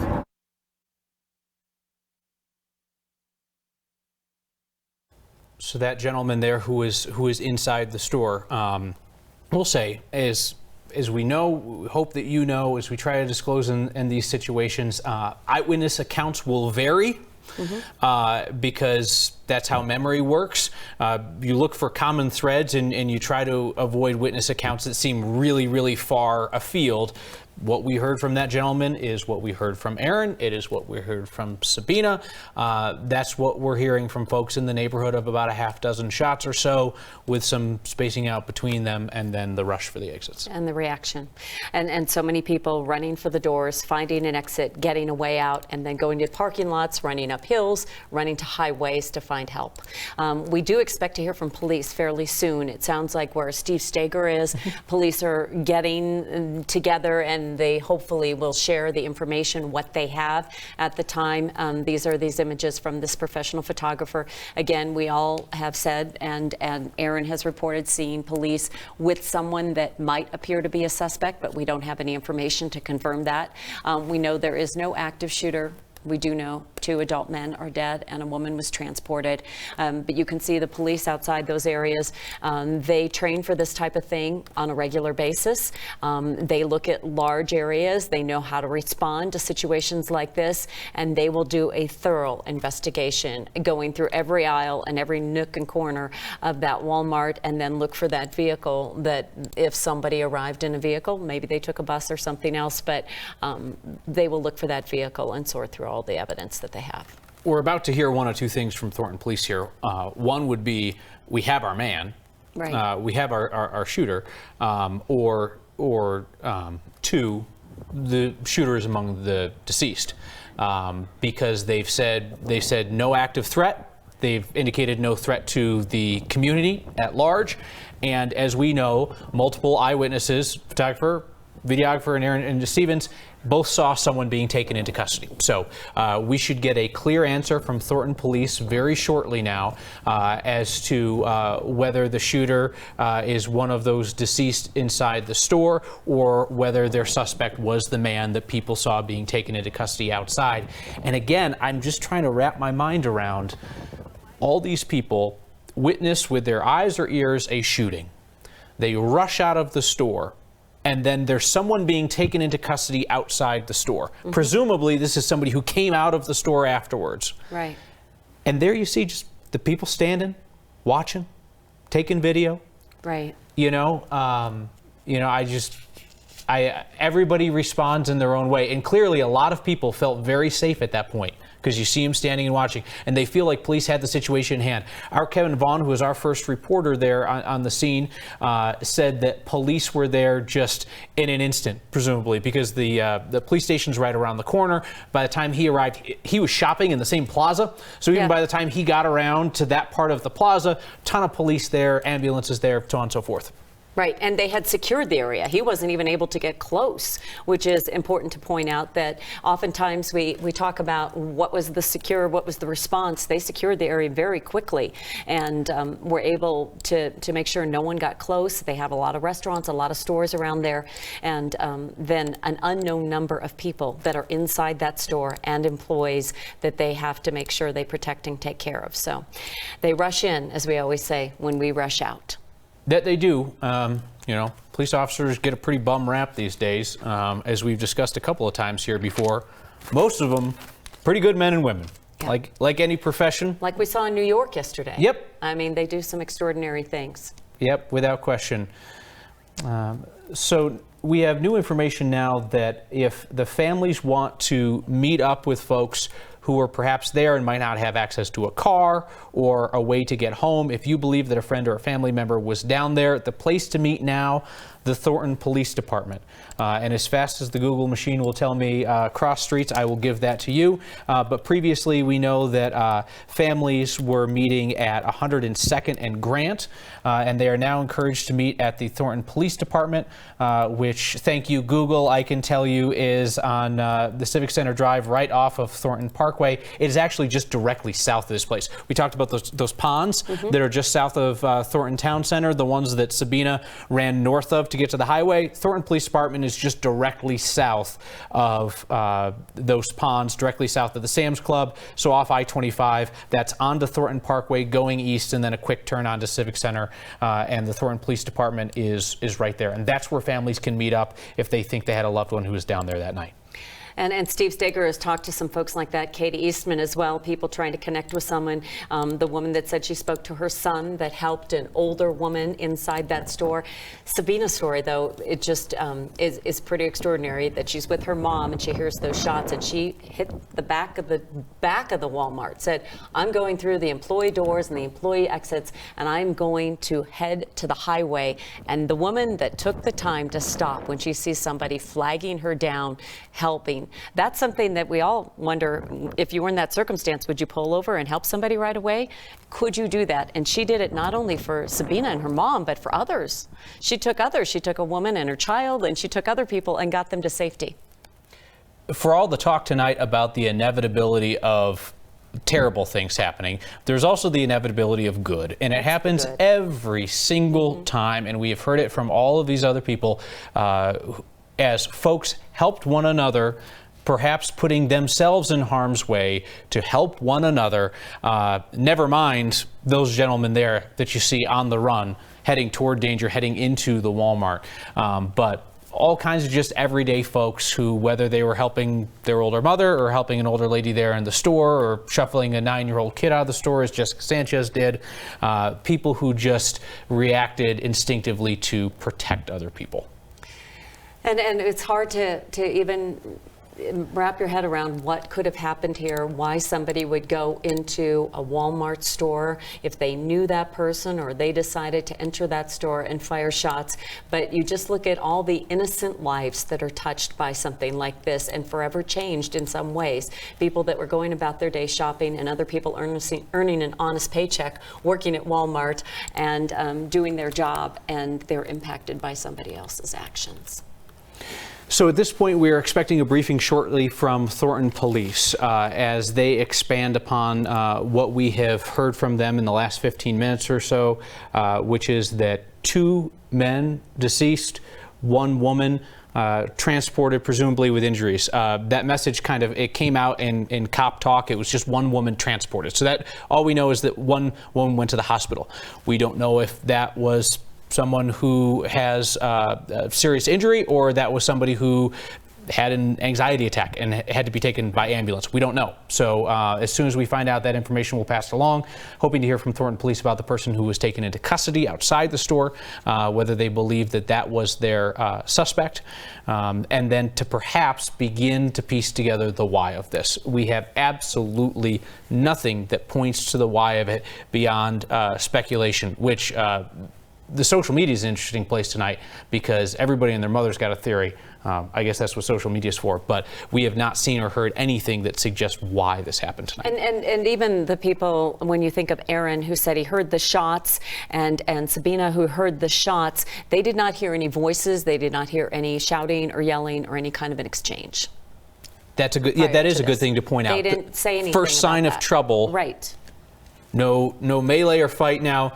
I mean, neither of them were close enough that they said that they saw the shooter. He was at checkout, she was at the pharmacy.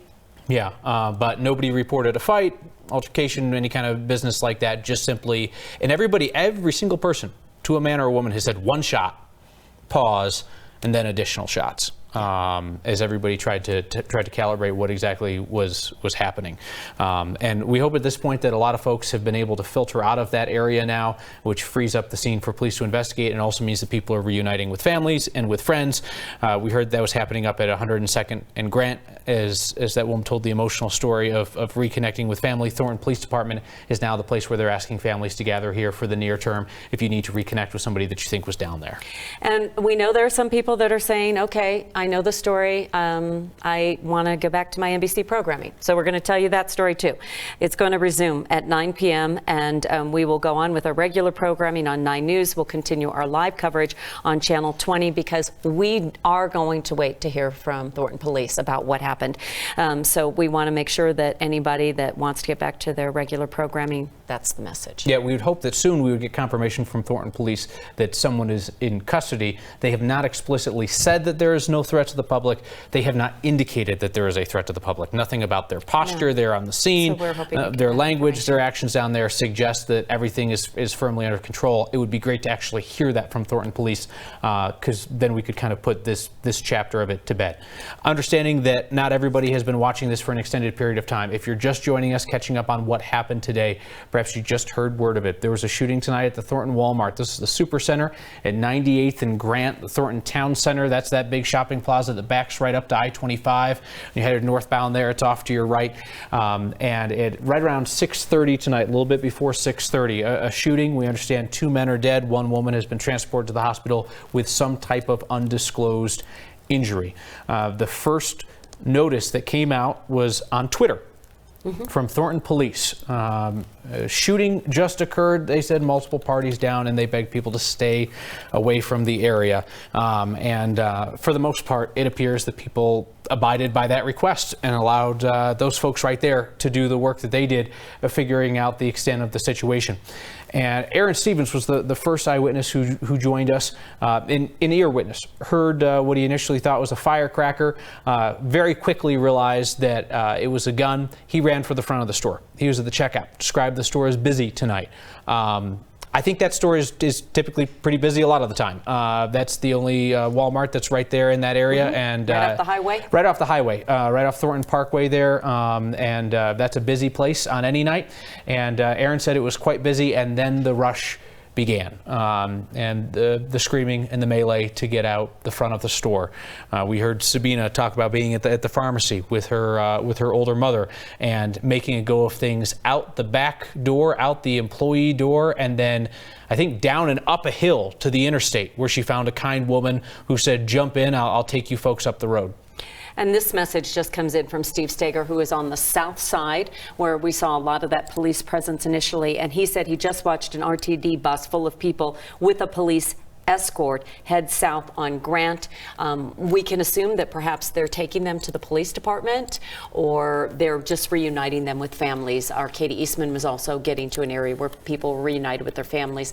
We have no idea until we hear from police how many people might have been in the store that did what Aaron did, or someone else just dropped to the floor and laid low until they knew it was a safe place, or just stayed there until police came in and told them it was safe to exit. We don't have aerial pictures that would give us a better idea of how many folks had to abandon cars there, and we could give you a solid count on ambulances and police cruisers and that sort of thing if we had aerial pictures. We do not have aerial pictures, nor does any other news outlet in town tonight, because the wind that you hear whipping there in Matt Burrell's video, the wind that you heard in Katie Eastman's report from 102nd and Grant, it's simply not safe to fly the news helicopter tonight. So that's the reason why you're not getting an aerial view of what's happening outside there tonight. This is the very first piece of video that we saw that actually showed anything from Aaron Stevens. This is the gentleman at checkout, ran out the front, turned around, and at that point he and others felt safe enough turning to watch the apprehension of a man on the ground, on the asphalt there in the parking lot by a number of officers. Interesting to note that it would appear the officers in this video, and a good number of the officers in the photos, they don't appear very heavily geared up. No. It looks like they just raced over from wherever they were in the area. And sometimes in these situations, you'll see guys going in with full gear or something of that sort. But there you've got guys just going in probably with their vests and such. Steve Steger has been out there for the duration of the evening on the north side of the plaza, where a number of the folks turned and went. Steve, what's changed in the last 30 minutes or so since we spoke with you? Well, like Kim just said, we just saw an RTD bus full of people, assumed to be witnesses, people who were kind of in that perimeter, heading down Grant, southbound on Grant. And I just looked at my phone, like you Googled a few minutes ago, Kyle. The Thornton Police Department is south of here. So we can assume that if they're trying to reconnect people at the Thornton Police Department, that's where they're heading right now. But other than that, we still are waiting for an update from Thornton Police. Basically, every media outlet in town is here at the corner of 98th and Grant, waiting for that update from the Thornton Police Department when they do come forward, when they have some more information to pass along. Everyone's waiting for that information, and as you talked about taking them there. Katie Eastman has said they're reuniting families, but no doubt some of them we had to get to a safe place, but they perhaps had to give a statement to police as well. Well, you heard Aaron Stevens a little bit earlier. He said that the police were asking for a lot of people to come forward if they had video of anything that was inside the store. So you can imagine a lot of people had to connect with the police department here on scene before they head back to the police station. And some of them may head back to the police station to make a statement as well, which is common in a case like this. So you expect families to start heading toward the Thornton Police Department and reconnecting with some folks there. All right, Steve Steger, please keep us updated and understand that's going to be the go-to place for all the folks in town waiting to hear from Thornton Police. Samantha on Twitter asked an interesting question, I think. She says, do you feel like Thornton Police are doing an adequate job at keeping the public updated on a situation like this? I have to say yes. I mean, our first concern with all of this is get people accurate information. And if it's incomplete but accurate, that beats the hell out of complete or lengthy but not accurate. And they've been pretty clear about the extent of the threat to the public, because that's the first thing that people are wondering about. Is there an active shooter? Is the scene safe? Does the public at large need to be concerned? So, Samantha, to answer your question directly, yeah, no complaints on that aspect. They acknowledged that the shooting happened at 6:28, which was minutes after we first heard about it.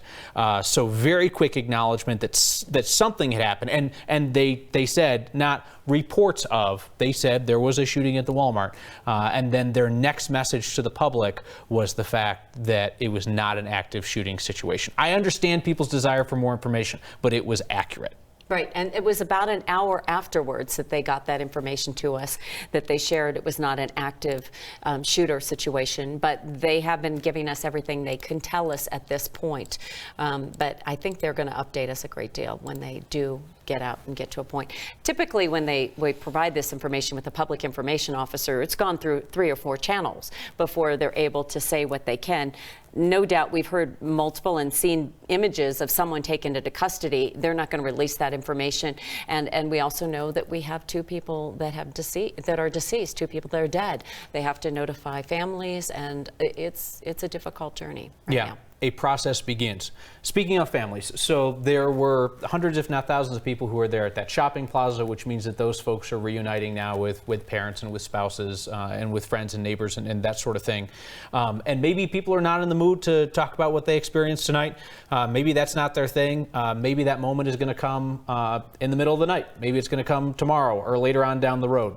So we again want to share the resource that is free and available to every Coloradan 24 hours a day, 365 days a year. It is a phone call or a text away, and it is a mental health professional who's standing by to listen, to talk to you, to refer you to more resources. They're not just going to take your name and number and say somebody will get back to you. They are there to provide you immediate support on the phone. Colorado Crisis Services, 1-844-493-TALK, 1-844-493-TALK, or text TALK to 38255. Text TALK to 38255. I'm sure they would not be bothered if you called up and said, hey, my teenage son was there or whatever. He doesn't want to talk about this, but what do I say?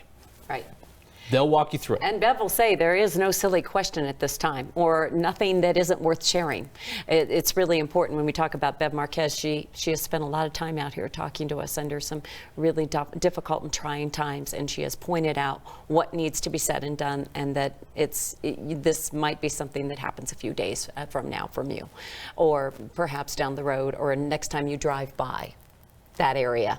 Oftentimes that's what happens. That's the trigger, is when you drive by someplace that reminds you of something. And Bev reached out tonight and said that they're already getting calls. So that's good. People are availing themselves of the resource. And don't feel like you need to have been in physical proximity to this incident to be calling. I imagine that there are people involved in countless other incidents that have happened here over the years that, tonight could use somebody to talk to. So pick up the phone. That assistance is there. We are going to continue with our coverage, hoping to hear from Thornton Police before the top of the hour here.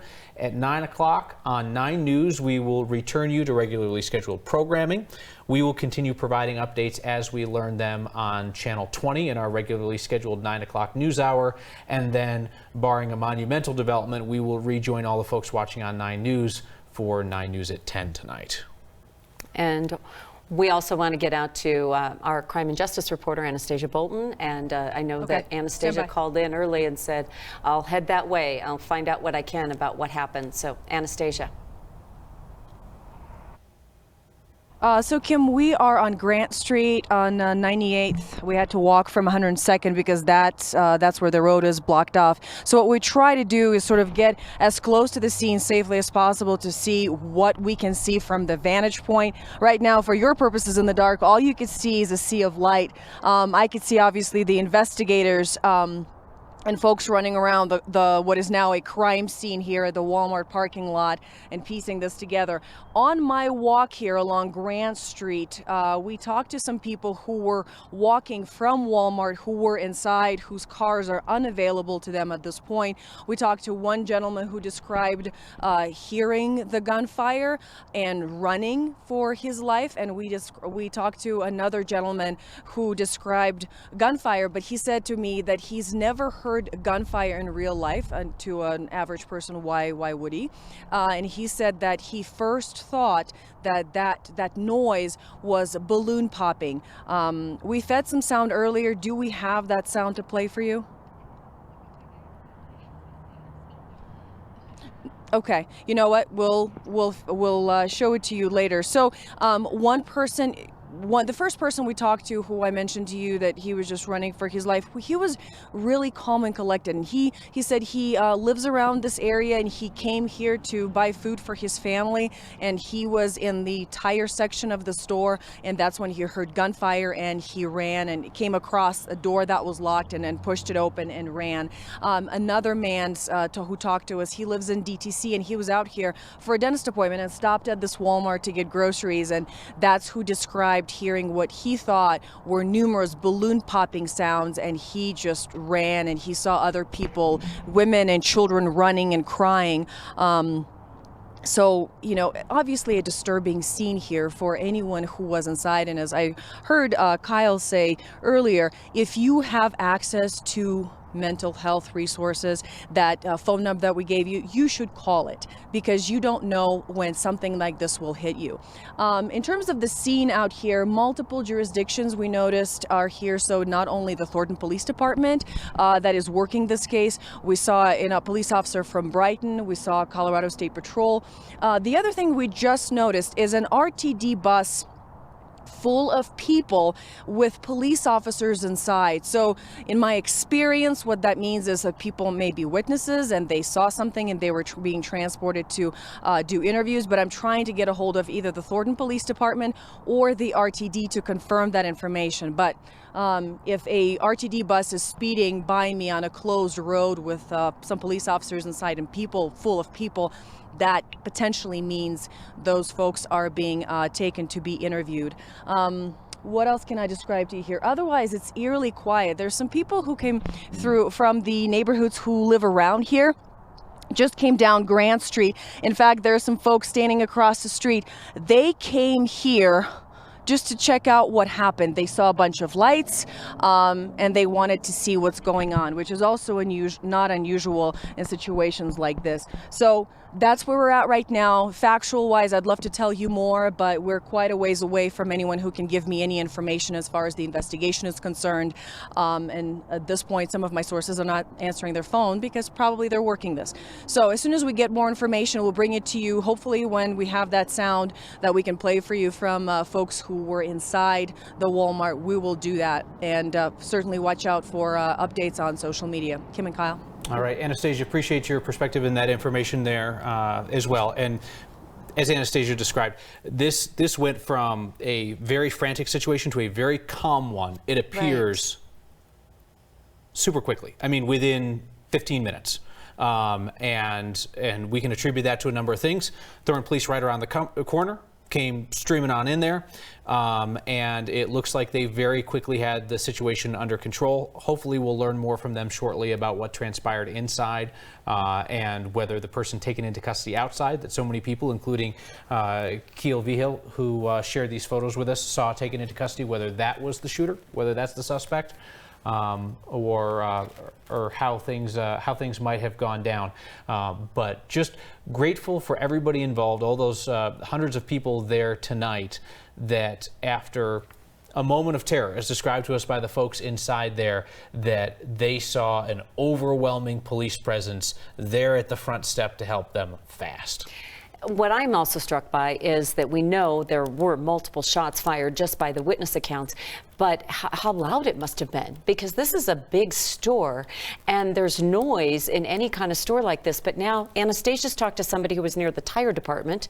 We know Aaron was at checkout. We know Savina was near the pharmacy. Those are spread out locations where they all could hear the gunfire immediately and reacted.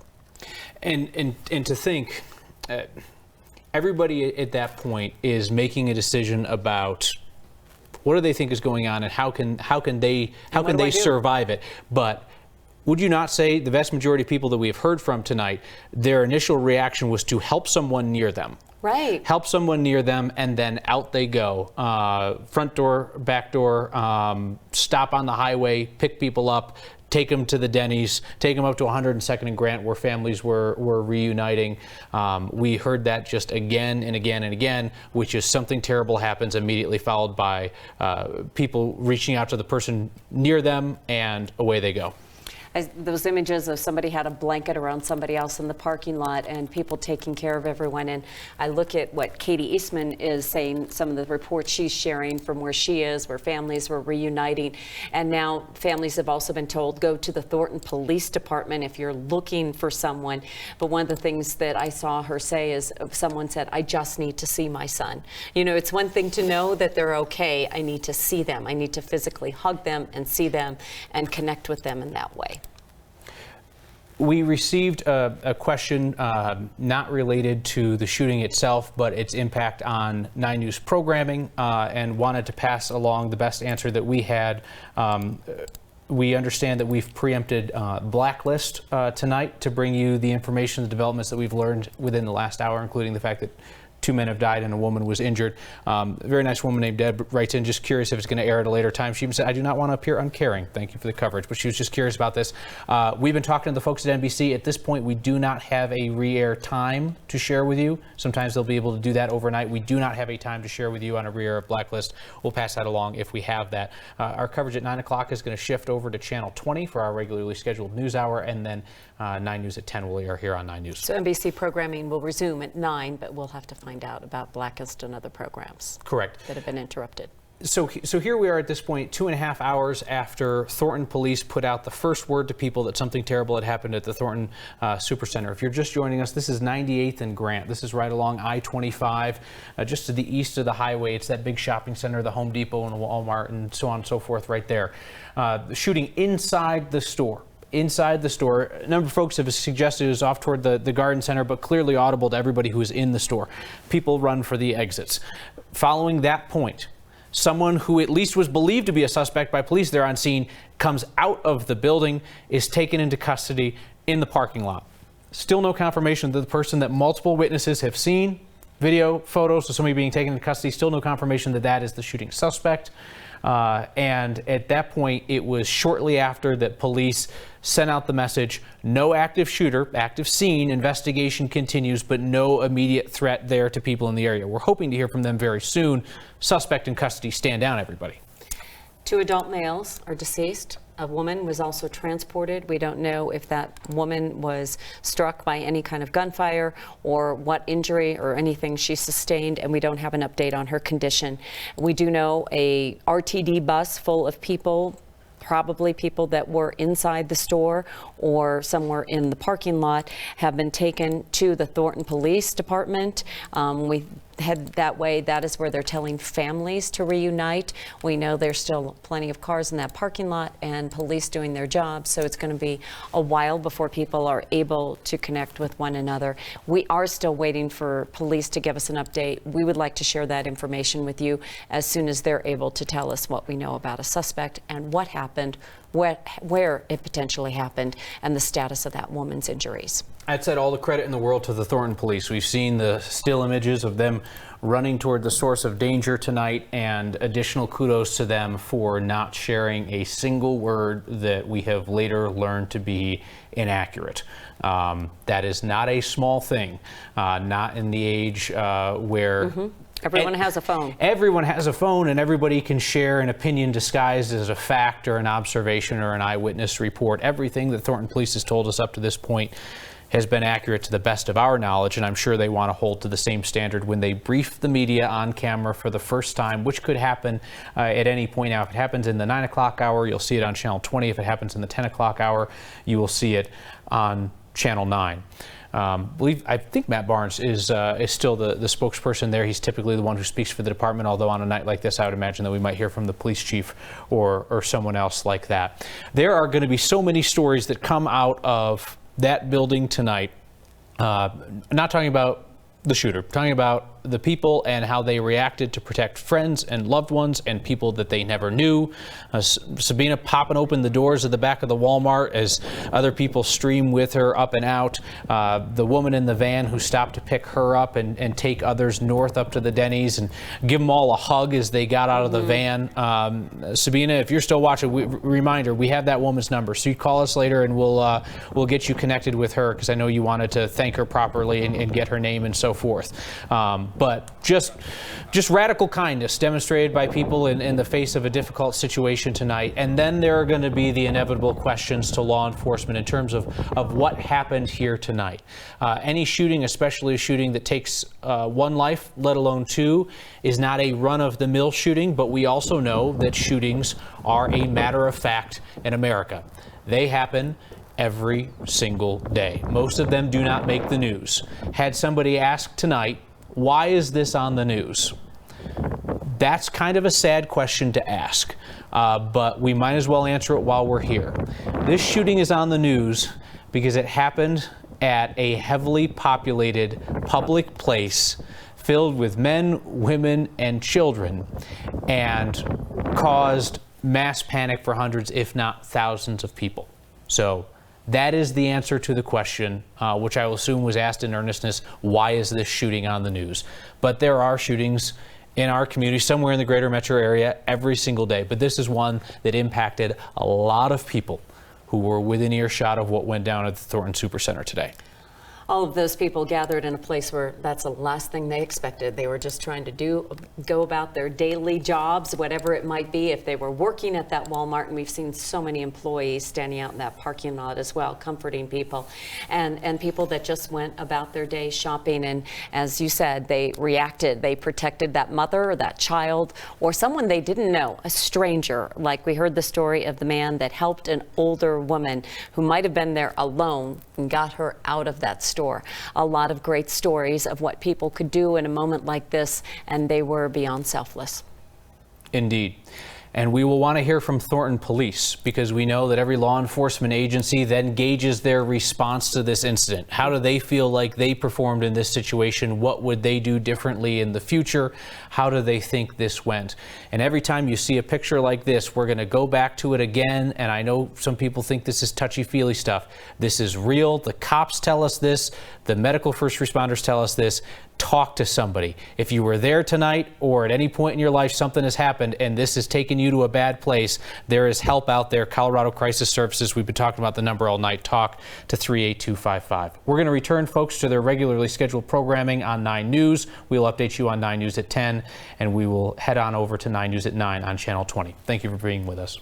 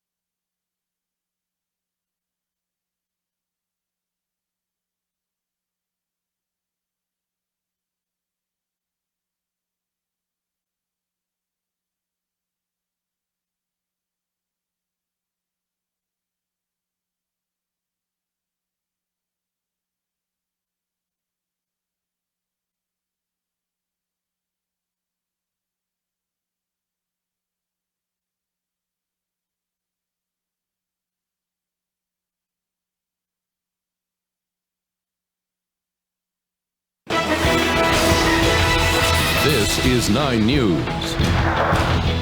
A shooting at a suburban Walmart. 2 men dead, 1 woman injured at the Thornton Supercenter. A shooting just before 6:30 tonight. Thornton police quickly swarmed the scene as hundreds of people streamed out of every door of that store.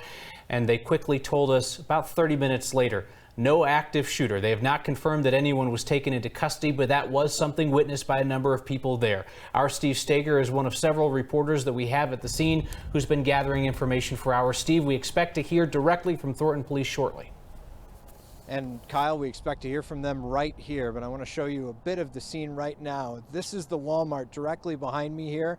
And if you look on the south side of the building, there is the garden center. That is where the majority of this police activity is right now. Still a scene there, though it's a little bit slower than it was when we first got here. There was quite a bit of urgency when we got on scene. Kevin Vaughn was here with me and joins me now. And when we got here, we could tell it was a tense situation just because people were starting to move us back as we tried to get toward that parking lot. Yeah, and I have to say it reminded me of the day of Columbine because we had so much emergency equipment flowing in, lots of people running around that didn't really know what was going on, streets closed off, and obviously trying to get a handle on the situation. It was very chaotic. It did seem to settle down pretty quickly. I think you and I both saw that they seemed to sort of get things under control, got traffic stopped, and it settled down and did not seem as tense after just a short period of time. And within the first couple of minutes that we were here, a woman ran up to me, said that she was terrified. Her boy was inside, but she had heard from him on the phone. He had heard gunshots. You've heard stories like that from witnesses all around this scene. Yeah, we've talked to witnesses who were inside, heard the gunfire. One gentleman told us at first he thought it was a balloon. He said, I always hear guns in the movies and it's really sharp. This was kind of dull. He said, but when he heard the second one and the third one, he started to realize it was a problem. He and a group of people he was with all ran to a back door. The door was locked. And then he said within a minute or less, a Walmart employee showed up and unlocked the door, and he said they all escaped out the back. We've talked to other people that were sort of sequestered in other parts of the store and didn't know anything except they were just told to stay in place and held there for a while, and then they've been escorted out. So varying accounts, but they all seem to point toward that the gunfire was inside the Walmart. Inside the store, that's what we've been hearing. Even though there's obviously a lot of activity going on outside here on the south side, all the people we've talked to said they were inside the store, heard gunfire inside the store. Several described it in what would be sort of the back left if you're facing the store. And a lot of people here, I mean, this happened just after 6:30, reported around 6:28. You imagine a lot of people were here after work, just stopping to pick something up. Well, I live up north. I drive I-25 by here every day around that time. This area is always packed with people. I actually went to the Home Depot down the road maybe half an hour before this on my way home just to pick something up. There's restaurants here, there's lots of shopping, cars all over the place, rush hour traffic just like you would expect. As you're passing through here, when you were at Home Depot, was the parking lot pretty full? I mean, did you glance over? I didn't pay much attention to it. It seemed like pretty normal for a weeknight, I guess. Yeah. Kevin Vaughn, thank you so much. We appreciate it. And so, again, we are awaiting a news conference from Thornton Police. We're told that that is forthcoming. We're not sure when exactly that might be coming, but they tell us they are going to come out here and give us some more information about this, and we'll continue to work it from here. Kyle, Kim. All right, Steve, thank you so much. The process that began immediately with phone calls and with Facebook posts was families reconnecting. People inside the store reaching out to other people to say something terrible happened, but I'm safe. Parents, siblings, spouses reaching out to folks who they thought might be in the area to say, are you okay? And then the reunions began. They began in the parking lot. They began at 102nd and Grant outside a restaurant. And for the last hour, police have asked any concerned families to come down to the Thornton Police Department, which is where our Katie Eastman is. And Katie, we understand that apparently some folks were taken by bus, perhaps by RTD bus, back to that area.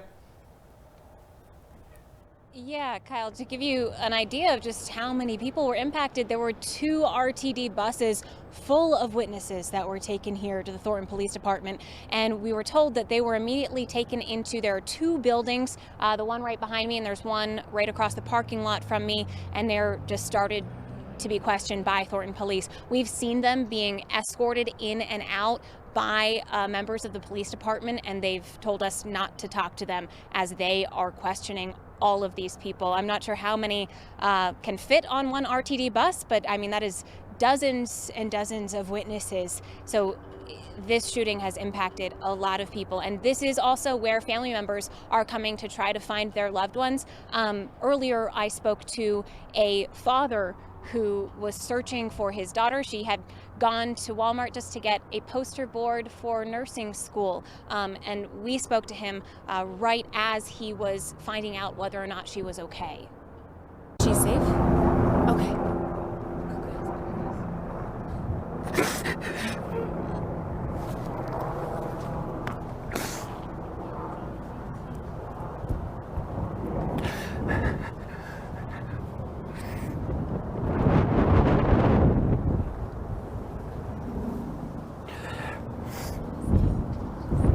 She's safe.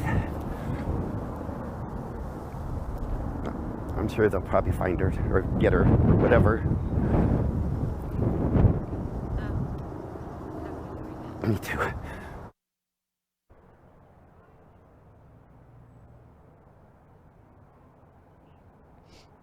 So as we were talking to him, he got a text from her husband telling him, yes, she is okay. And actually, just a few minutes ago, we saw two women. We approached them. We said, why are you here? Who are you here for? And the girl said, the father you spoke to of the woman getting the poster board? Well, that's my sister. So we're coming here to try to find her. They still haven't been able to speak with her. Obviously, they know she's okay, but it's still just such an emotional moment, and they just want to hear her voice and hug her. So they went inside. Family members are being allowed inside. We're not allowed inside at this moment, so we're just trying to talk to people as they come in and out. Oh, sure. That is quite the moment, because you get that news, but now it is, I want to see you. I want to hold you in my arms. I want to know that you're okay, Katie, and that's where they're at right now, wanting to physically connect. And we did also speak to, while we were at 102nd and Grant, where that was the original place where family members were trying to meet up with other family members, we found two men whose mother, their 77-year-old mother, was inside, and they actually got the news that she was being transported to the hospital. They don't know why. They're thinking it was minor injuries, but a police officer came over and said, you need to head to the hospital right now. So some family members are hearing that news, and some family members are headed here to see them. Right. It's just, Gotcha. She points out, people of all ages are in that store, and that rush that we have heard over and over again of people rushing out the door. Someone could have fallen down, or as some people rushed to the highway. Sabina and her mother, the story that we heard earlier, if you were watching on 9 News, she ran to the highway and her mother tripped over some of the barbed wire fence. Getting up onto the interstate. Getting up onto the interstate to flag down someone for help. Yeah. Try to be as clear as possible with the limited information that has been confirmed by police. Again, 2 men killed at the Thornton Supercenter, presumably shot, and 1 woman transported with injuries. No idea about the extent of those injuries whatsoever. It could be the woman that family was referring to.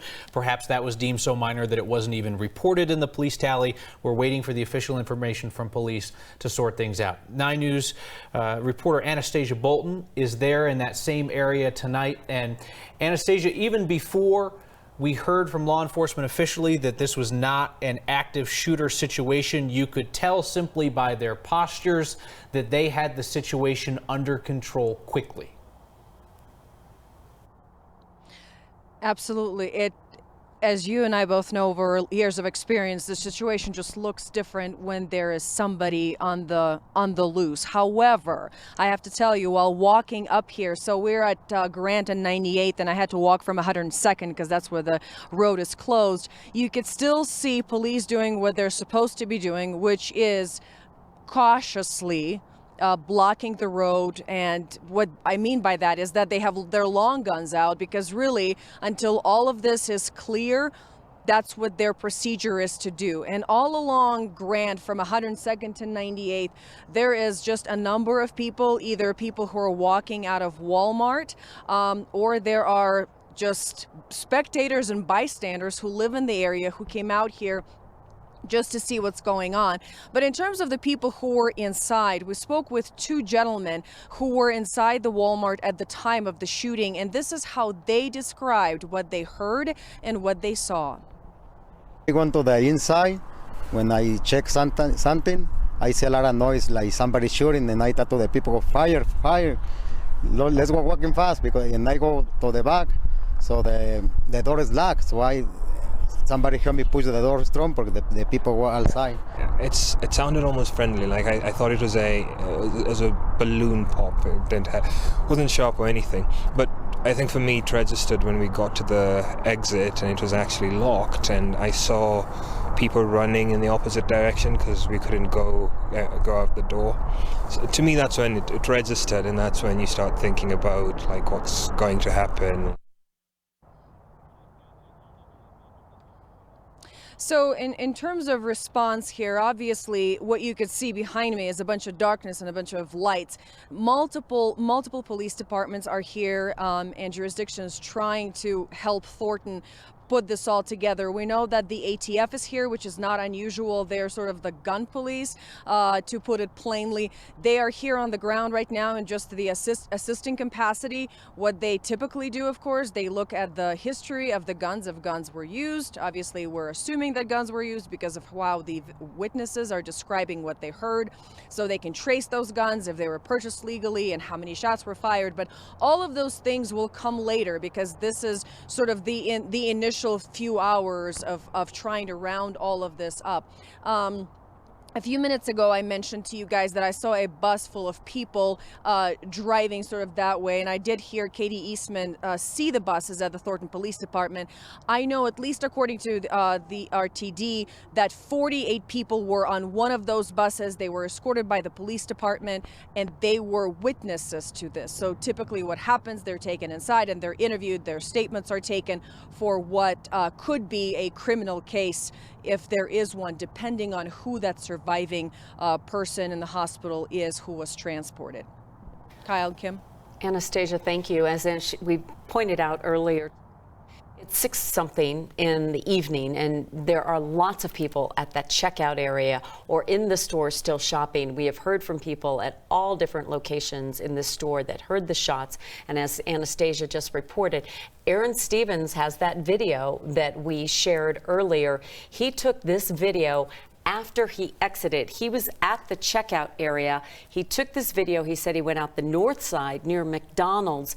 And this is video that now, like many others, might be part of the police investigation from what we're hearing from Thornton Police. We just received significant information from Thornton Police telling us no suspect in custody. No suspect in custody.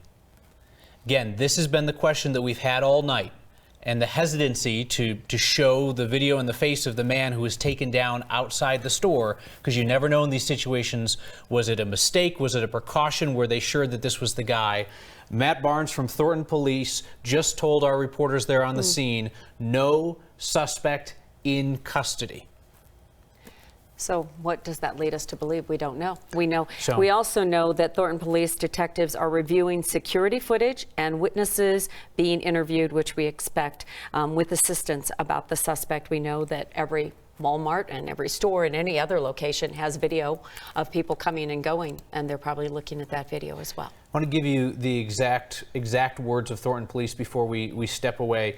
Witnesses are being interviewed for assistance with suspect/suspects description/info. So that's what we have at this point. We hope to get more information out of Thornton Police.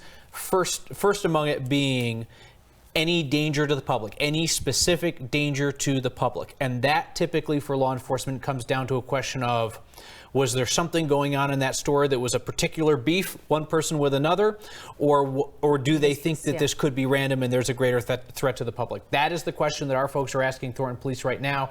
But again, after 2 men dead, 1 woman injured at the Thornton Walmart Supercenter shooting tonight, Thornton Police tell us 2 hours and 45 minutes later, no suspect in custody.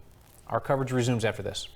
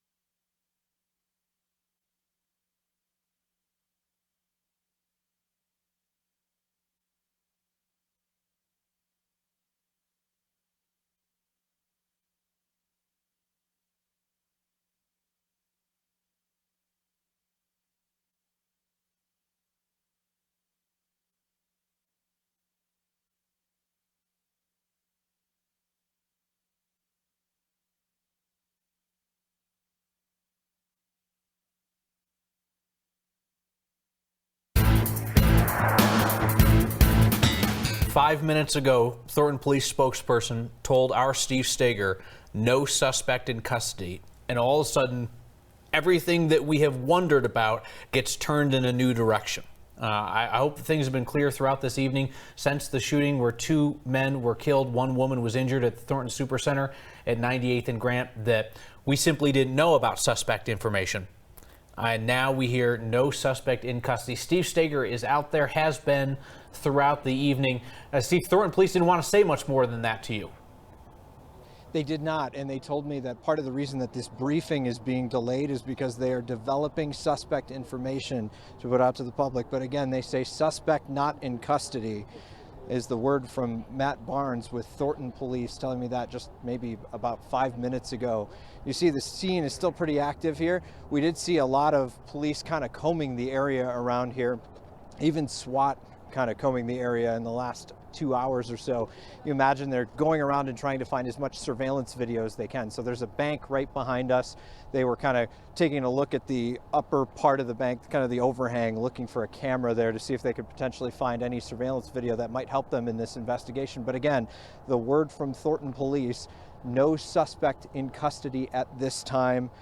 They are telling us that they are developing information, which tells us why a lot of those folks were headed back to the Thornton Police Department on that RTD bus that we saw pass here about a half an hour ago. So no suspect in custody at this time, still awaiting a media briefing here at 98th and Grant near the Walmart. Steve, if I could clarify one thing with you. When we first heard no suspect in custody, we were initially thinking, is this some kind of semantics issue, that it's possible that the suspect is one of the deceased men in the store?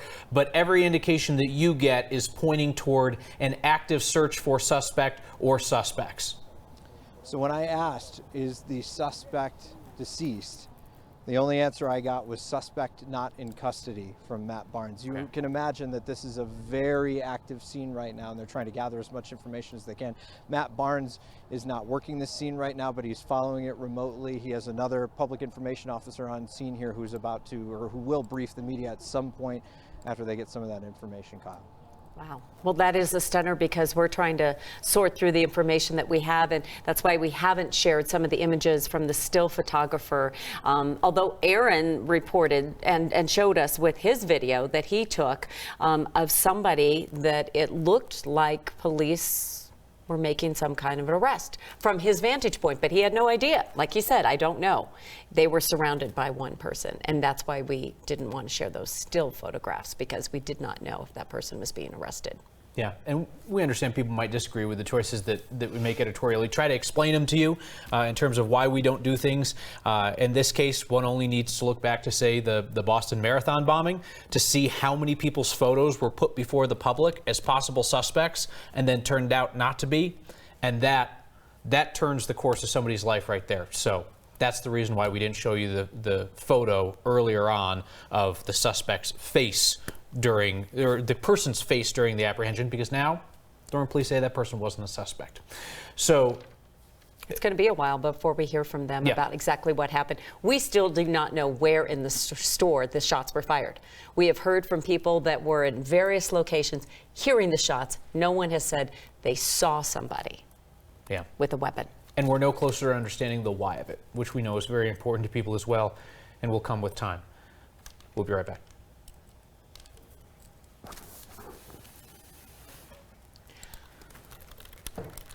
That's crazy.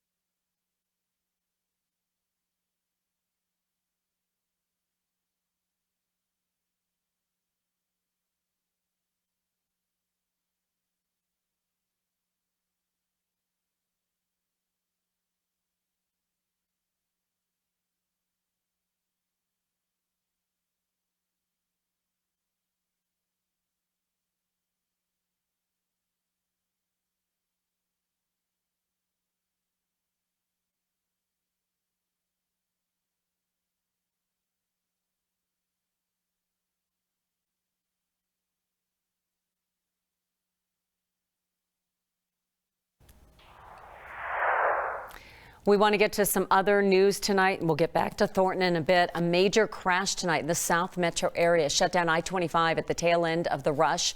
A truck ended up on the median, causing fuel tanks to burst and sent gas over both sides of the interstate. The backups extended for miles on both sides of the interstate from 6:30 until just after 8 tonight. South Metro Fire says that 3 people were injured in that crash. Crews have still been working on the cleanup in the inside lanes of both sides of the interstate. No news yet from South Metro or CDOT as to how much longer it will be before that entire area is back to normal. A husband and wife in custody in Utah are now considered suspects in the murder of a 63-year-old man in Golden. Police there say that 24-year-old Austin Butane and 23-year-old Kathleen Butane are accused of being involved in the death of Mitchell Engel. Golden police say that they were acquaintances of his. Engel's body was found around midnight yesterday at a parked RV trailer after Salt Lake City police asked local cops to do a welfare check. Since then, Golden police went to Salt Lake and have interviewed both suspects for hours. I'm not going to reveal what the motive may be at this time. We do have information that leads us to a fairly strong motive, but it's too early to indicate what that is yet.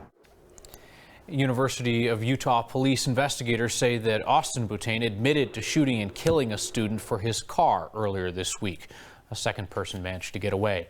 According to court documents, Butane also admitted to stealing 3 guns from a home in Colorado. Golden police say they believe at least 3 guns were taken from Engel's home, but couldn't or wouldn't say if they were used in the homicide in Utah. A lieutenant with the Aurora Police Department who was already under investigation is in more trouble. Leland Silver was found passed out behind the wheel of a running car back on October 16th. He was wearing a jersey that might say something about the night before. That's when the Giants got their only win of the season so far this year in Denver against the Broncos. He was arrested on suspicion of DUI. He has been under investigation since May of 2015 for official misconduct as a public servant.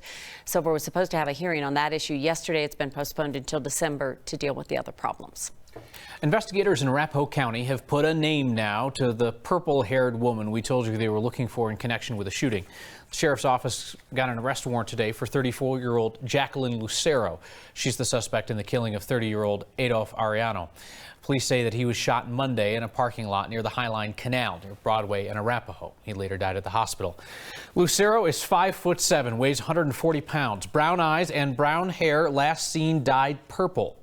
Police say that she's considered armed and dangerous. If you have information, you're asked to call 911 or Crime Stoppers. Fort Collins police arrested this man, Evan Bissonette, facing several counts of burglary. Investigators say that he used a stolen car to crash into several businesses this morning, most liquor stores. Police say he was after money. None of the businesses were open at the time. Investigators also believe he's responsible for the burglary at a sushi restaurant overnight. We're going to take a break, but before that, we want to let you know that as soon as we hear from Thornton Police, we will bring that press conference to you. It's been almost 3 hours since shots were fired inside that Walmart, the Super Walmart in Thornton. We know 2 adult males died in that shooting. A female was taken to the hospital, but we don't know anything about a suspect. All Thornton police are saying no suspect in custody. We'll be right back.